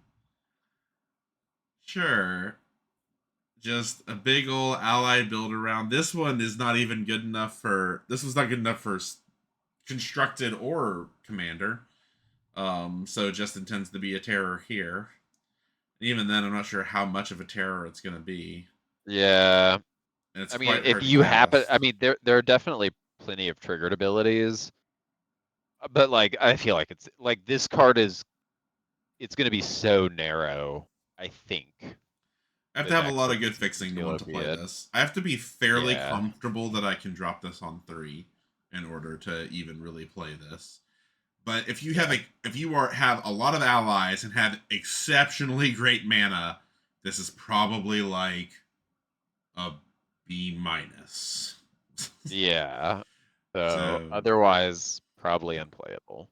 it'd be kind of fun to first pick it and like just really go for it. Oh, that art is amazing. Yeah, it's amazing. Also good. Still think it's bad. Huh? Boo. Boo. No, not the art. This? Not the art. Not Oh, the the art. Not card. the art. I was like, that's fire, bro. Oh, there she is. Her $1,700 card. Oh, it's unlisted. I opened too many of this card. Go ahead. Aang, at the crossroads. 2 green, white, and a blue. Legendary creature human avatar ally. It's a 3/3 flyer. And when Aang enters, look at the top 5 cards of your library. You may put a creature card with mana value 4 or less from among them onto the battlefield. Put the rest on the bottom of your library in a random order. When another creature you control leaves the battlefield, transform Aang at the beginning of the next upkeep. Aang, Destined Savior. Legendary creature avatar ally 4/4 has flying, and land creatures you control have vigilance. At the beginning of your combat on your turn, Earthbend 2. It's just infinitely better Toph. Yep. Um, I mean, this is just an A plus, probably, right? No. Um, It's a 3/3 flyer that almost is guaranteed to put something onto the battlefield. yeah, but like, If it you just, transforms, it's really good. you just kill this. Um, it isn't the top 5. So I had this played on me in limited, and they played it, and I just dealt 3 to it at instant speed. Um, and that was that. So, like, they did get, so they got like a 2-drop, right? But this was turn 5 because they're playing this, and like, yeah, they got a 2-drop Right. into play, but which Whatever. was fine. It just wasn't. That's why I'm just pushing back against an A plus here. I would say this is probably an A minus. Yeah. Maybe even an A. I mean, it's just specifically vulnerable to really any removal, but especially instant speed removal, or really any removal. Yeah, it's probably an A minus. It is quite strong otherwise, though. Amazing art. Yeah, that's really good art. Also fine art, but I have a lot of these. Yeah, yeah, it's fine. Oh, Fire Lord Zuko. He's a what is this? Savata? I don't remember. Mardu? Mardu, yeah. Red, white, black for a 2/4 firebending X, where X is his power. So 2/4 firebending 2 to start. Whenever you cast a spell from exile, and whenever a permanent you control enters from exile, put a 1/1 counter on each creature you control. Each. He goes really well with the other version of himself. The reason that permanent control enters for exile goes so hard is because that includes lands. So yeah, I would really be looking for a way to exile my shit, including airbending, including just the typical things that red does, including the black Zuko himself. This is a very strange card for Mardu. It is definitely different from Mardu, I agree. There doesn't seem to be a lot of black going on with it, you know? It's not a lot just of black. The exile aspect of it. It's more red white than anything. No, that's more red white. Red white is what plays stuff from exile. Black doesn't really. Still though, I would say in limited this is probably like A minus. Yeah. If you can cast it. Again, you have to be very confident you can cast this. This is still like fine on turn 4 though, but you just have to have good mana. I got one of these as well. Cool. I got these arts. How much is it? And 2,500. Yeah, that one's pretty amazing. Yeah, incredible. Uh-oh, the White Lotus. Iroh, Grand Lotus, 3 green, blue, red for a legendary creature, human, noble, ally, 5/5. It has firebending 2. And during your turn, each non-lessened instant and sorcery card in your graveyard has flashback. The flashback cost is equal to that card's mana cost. During your turn, each lessened card in your graveyard has flashback 1. It was funny. The first time I read this, I read the beginning and immediately started bitching out loud. I was like, oh, how are they going to do lessons like that? Because it said non-lesson, and then it was like, oh, because they actually all have flashback of 1. They still have flashback, just not equal to their casting cost. I'm just going to set them to 1. It should have given them all flash as well. Why not? To go with the firebending. Just dumb and broken, like. I mean, it's like it's probably a 5/5 for 6, and it's a lesson build around. Ish. I mean, the turn you attack with this, turn 7. Yeah, I would assume that you have. It doesn't matter if you haven't. It's just during your turn. So you on turn 7, you can just play a bunch of shit out of there anyway. If whether you have lessons, you need the firebending or not. I was just saying for firebending, for even non-lesson instance, it's good. But yeah, for lessons, it's obviously broken all the time. So yeah, in a strong lessons deck, I would say this is probably an A. Again, assuming you can cast 3-color stuff, and then just a general 3-color. Although 3-teamer is the lesson. The 3-color lessons. Yeah, although I think heaviest lessons. I think black has them quite a bit too, but yeah, this is probably like a B. Go around. It's probably like a B plus generally, and like an A in a teamer lessons deck. Amen. Looks cool. All right. All right, brother. All right. Here you go. It's you. Is it me? Sokka Tenacious Tactician. 1 and oh my god, what's my favorite? Or not Esper, Jeskai. Jeskai, yeah, Jeskai. 4 mana, 1 white, red, blue for a legendary creature. It's a 3/3 with menace and prowess. Other allies you control have menace and prowess. Whenever you cast it on a creature spell, create a 1/1 white ally creature token. Ooh, what? Yeah, so this card is extremely strong. Again, I think this is probably like an A. Card. Yeah. Yeah, if you can cast this is an A. Yeah. Yeah, it's just ridiculous. It's really good with baubles. Whatever. Obviously, those are easy and standard, but like This goes crazy with 0-cost artifacts. Yeah. Yeah, it's pretty good. Look at him studying. He's tenacious. Oh, speaking of Avatar. Yes, Avatar Aang. Red, green, white, blue for a legendary creature human avatar ally 4/4 flying firebending 2. Holy moly. Whenever you waterbend, earthbend, firebend, or airbend, draw a card. Then, if you've done all 4 this turn, transform Aang. It's not too hard to do all of these in a turn, honestly. And draw 4? And draw 4. What do you see and draw 4?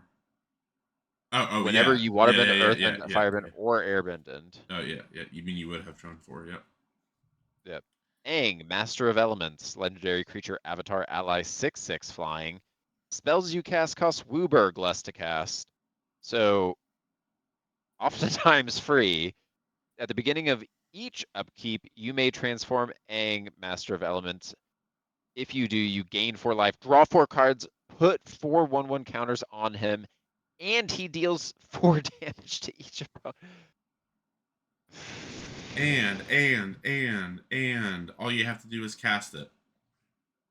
Just cast this 4/4 flying firebending 2 that just draws you a bunch of cards and wins you the game.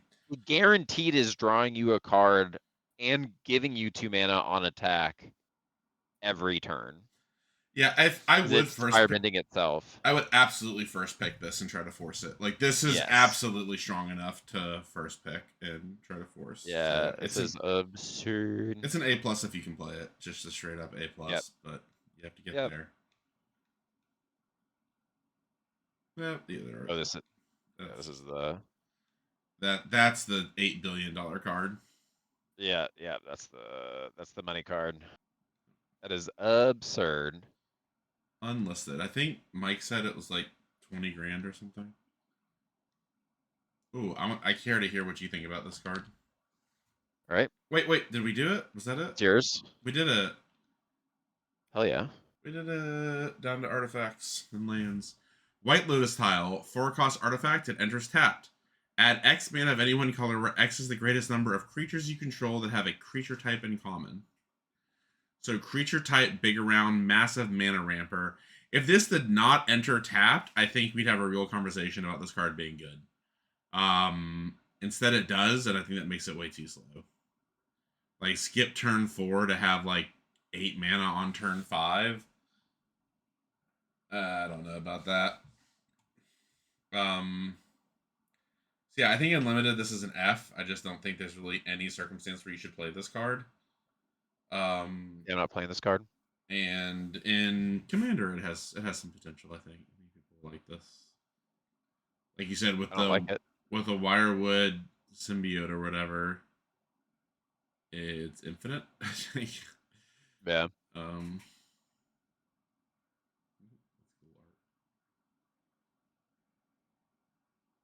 Right, here we go. Planetarium of Wan Shi Tong. It's a mythic. 6 colorless for legendary artifact.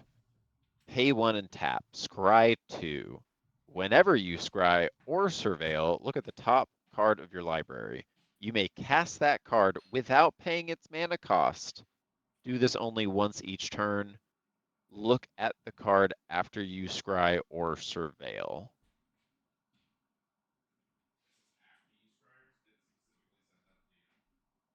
Yes. I mean, it's quite expensive right off the bat, right? Yeah. But yeah, it's obviously completely ridiculous text. It's completely ridiculous text. So it's 7 initially to get the cost, right? I mean, first of all, in limited, this is just. I mean, it's probably an A, right? 6 is a lot, but yeah, you can kind of assume you're getting the one with firebending, so it really just does happen on 6. Yeah, it's probably an A. Probably an A to A minus. Yeah.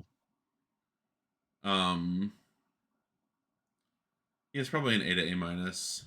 Like paying it's one like infinite card selection. It's weird. It's weird that it does it to any scry because it's rare to get a scry Yeah, 2 at or the cost of 1 or anyway. surveil. Yeah, or surveil because it also only happens once each turn. Oh, I guess the idea is you can scry on your turn with a spell you cast, and then use this on your opponent's turn. Yeah. That's actually pretty broken. The fact that this can happen on your Oh opponent's my turn is pretty god, nuts. yeah. What So the hell? it's actually twice per turn. Whoa. In Um, Commander, this is crazy. yeah. Well, you have to be able to untap it or just keep scrying some other way. So yeah, this is probably like an A to A minus in limited. You just have to survive. Yeah. So we'll absolutely win the This is game dumb. after surviving. It's worth A like dumbass card. $10. Speaking of, this is a 0-30 for 8. The walls of Ba Sing Se. It's a wall. Bossing say. Ba Bossing Sing say. Se. Yeah, again, a 0-30 for 8. It's a defender, as it is a wall. Other permanents you control have indestructible. Sure. You know, ironically, I think the best use of this card is in my Chisgoria deck. I think this is there's gotta be a card that deals damage equal to their butts in the history of Magic. Yeah, And I would there's a love bunch of them. to and there's a ton of ways to reanimate something with like power 2 or less. Oh, that's funny. It's a funny You thought. just like Yeah, hit them in the face for 30. it's true. That would work. Um, but yeah, in constructed and limited, I mean, I'm not playing this in Commander. Like I said, I'm sure you can do something silly with it, but Yeah. I mean, it goes in Wall Commanders, surprise. if you could somehow play this, if this had Flash, oh my god, then it would be worth considering. I would That would play be this in a heartbeat if it hilarious. had Flash and like firebending That would decks be pretty hilarious. for real. Amazing art. Just these walls falling out of the sky. Yeah, that's got to be close to the end because that cost 8. Oh, the Got it. lands. These lands are Yep. pretty good. Have you seen these lands? Yeah, I've seen some of them. Okay, take the first All one. right, Abandoned Air Temple. The land. This land enters tapped unless you control a basic land. So Pretty very easy. good and limited. Very good Very and limited. good. Pay 3 and a white, tap it, put a 1/1 counter on each creature you control. So it's 5 total mana. 5 total mana, but a 1/1 creature on or 1/1 counter on every creature is insane. It is. I was A. no. I think it's just like a very solid B to B plus because Yeah, it does yeah, cost 5. But yeah, there's very little downside to it. it's So very good. yeah, I'll take this like a B plus. I think it's quite good. The blue one, same thing. Tapped unless you have a basic land. Well, Huh? What? I don't know how to say this. I don't remember how to say this. Agna Quali? Quelli? Quella? Blah. Yeah, I don't know. Anyway, so it taps for blue, and then 2 in a blue, tap, draw a card, then discard a card. So this one only loots you. But it also only costs 3. And again, you can use firebending on this stuff. So this one just seems fine. I don't know. This one's probably like a C plus, I'd say. Yeah. Just fine. I mean, the firebending working on the white one's also insane. Yeah, I mentioned. This one I think is very good. You're good. Realm of Co. This same thing, only untap or only tapped if there's not a basic land. Add black. Pay 3 and a black, tap it. Create a 1/1 colorless spirit creature token with this token can't block or be blocked by non-spirit creatures. That's pretty good. So it has Shadow for spirits. Shadow for spirits. Yeah, obviously really good installed board states. Our opponent had this in that one 2 out of Jai game where I was talking about before. That was close and difficult, and we This almost seems also like it lost to could the be start. playable in like super control-y decks in real formats. Right? Um, Like if there's I don't something know. crazy control-y. Probably not. It's probably too slow. And they do love their non-basic lands. If they are base color, that's it's fair. usually not black. Yeah. So yeah, probably not. I would play it in my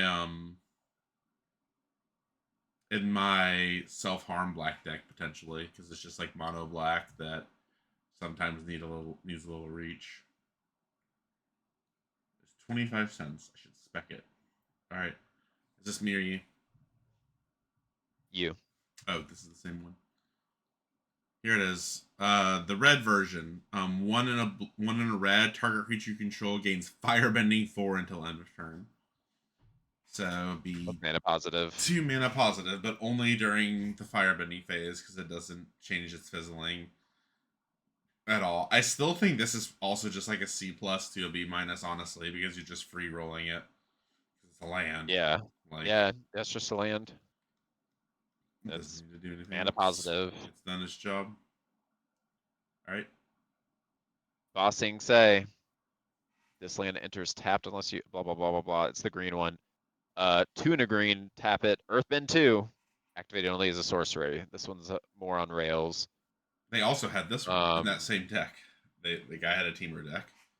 He had this yeah, one. I mean this is the best one, maybe. No, the white one's probably the best one. Yeah. But I don't know. This is also very good, and it only costs 3, which is nice. Or 4, technically, I know, but Yeah. Yeah, this one's definitely good. This one's definitely good. yeah. Yeah, I would probably take this one like at a B level, honestly. Like to your point, like Yeah. just turning your lands into 2/2s that don't die is pretty good. 4 mana's a lot, but Yeah. It's infinite blockers, technically, over time. that is. Go ahead. Jasmine Dragon Tea Shop. It's a land, taps are colorless. You can also tap to add 1 mana of any color. Spend this only to cast ally spells or activate an ability of an ally source. And you can pay 5 and tap it to create a 1/1 ally creature token as well. So it costs 6, technically, but I mean, this is just very, very good. Like, if you're in an ally deck, this is just nuts. Like, especially if Yeah. you've got one of these mini 3-color ally, mythics or whatever, like, this is just extremely good. Would you play this in like? Would you play this in an Is It deck if it only had like 5 allies in it? Probably. Just because it makes one for free. Yeah, 6 mana is a lot, but it definitely seems It's good in gonna help green pay for white. any of them. Yeah. I'm not sure I would. Yeah, I just have I'm to care not about sure I'd allies. play it. Yeah, yeah. Well, I'm saying, And but is it or you might not? if I You might have, not. well, maybe not. Is it? Maybe like if I'm in Jeskai, like if I've got something with 3 colors, I'm playing this almost certainly. I would even be less hesitant to play it in 3 colors, because then like you really need colored mana. Like in 2 colors, you could say this being colorless, even if you don't hit, like isn't, or if you don't Yeah, hit, if you're fair, trying to fair. play something that's not an ally, but like in 3 Yeah, but colors. I assume that I can really be pretty hard into allies, or if And I'm doing an ally thing, this goes unless way up. your third color is only allies, like Yeah. in the third color, like only a couple of them. I would still just say Yeah. this is just like a build around C plus. I mean, 6 is a lot for a 1/1, and I don't think I I'd feel play like it a B without B allies. otherwise, or in ally decks, like really heavy ally decks. You think it's a B in really heavy ally decks? Yeah. Maybe, yeah. There's so much ally synergy, and this is just pumping them out. Working for water bending, like Look at these working for lands. sack fodder. Look at these lands. Secret Tunnel, Land Cave. This land can't be blocked. Oh, sure. It taps to add a colorless. 4 and tapped. 2 target creatures you control that share a creature type can't be blocked. So it can't be blocked in order to do the Earthbind stuff to itself. So it's a really good Earthbind target, and then it can also like just win you the game late game. This seems like a C plus, or maybe even a B minus. You just have to be able to afford a colorless land, and there's no reason to not play this. This is nuts. You think it's better? You think it's better If than you're the? Well, I'm just saying, if you're an earthbending shit, like, what do you do about this? Yeah, it's coded. It's coded Gruul, or at least green, even though it's colorless. Yeah. Like that Earthbend 4 spell on this is hilarious. That's it. We've done it, ladies and gentlemen. I only almost passed out twice, but I had great energy until then. You did so good, sweetie. I'm so proud of you. Tried so hard. I was not convinced we were gonna make it through it. I wasn't either. But we got there. And it was fun. What a journey we've been on, but this set looks cool at the end of the day. It does. Oh, I want to mention I want to mention this card is $80. This Commander Katara.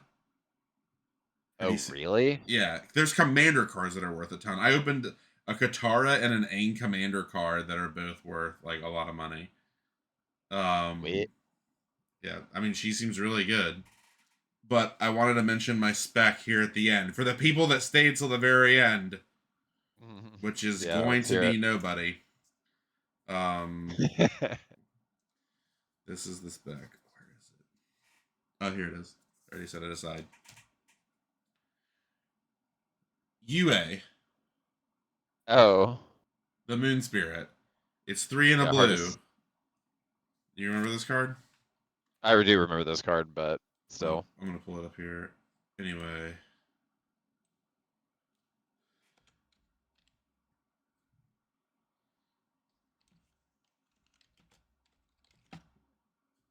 This card. So, oh no. I actually have to move this. Right, there we go. UA, the Moon Spirit. 3 and a blue for a 3/3. Legendary creature, spirit ally.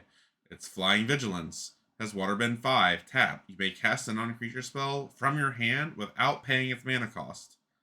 And it's non-creature. It's not just instants and sorceries. It gets artifacts. This gets a little thing that I like to call Omniscience into play. Eldrazi. Yeah. Yeah, it's a cast. It's a cast trigger. You may cast, but Eldrazi are creatures, so it's not going to really work with Eldrazi largely. Not the broken ones. But Phyrexian Portal, Omniscience, every ultimatum. This card is 20 cents. So I bought 80 of them. Which is one of the hardest. Very good. One of the hardest specs I've done in a while, but it just seems, and I'm not saying this card is good. I legitimately do not think in any way that this card will go nuts in value. But it does seem like it's worth 20 cents. It seems like a $2 card to me. Yeah. Prediction is like in for Commander only. 2 to 3 years in Commander only. This is like $1 to $2 card, and if it's higher than that, which it could be, I would be impressed. But it does not seem like it's going to be less than. It's also rare to find someone that has 80 of them, because that was after like one person had over 80 of them. So I was just like, so it's a legitimate 20 cents, not even shipping on it. There is Fierce Guardianship and Deflecting SWAT in this set too. No. Those just come in the Commander. They're in the Commander shit. Yeah, but they're not in the set. Like, you can't open them in play boosters. You might be able to open. I think you can open Force of Negation in play boosters, though. I think. Yeah, that's pretty funny. Yeah, you definitely can force negation. Yeah, so that would be pretty sick. But anyway, yep, set's pretty cool. The one draft I played was fun. Much better than Spider-Man. Yeah, infinitely better.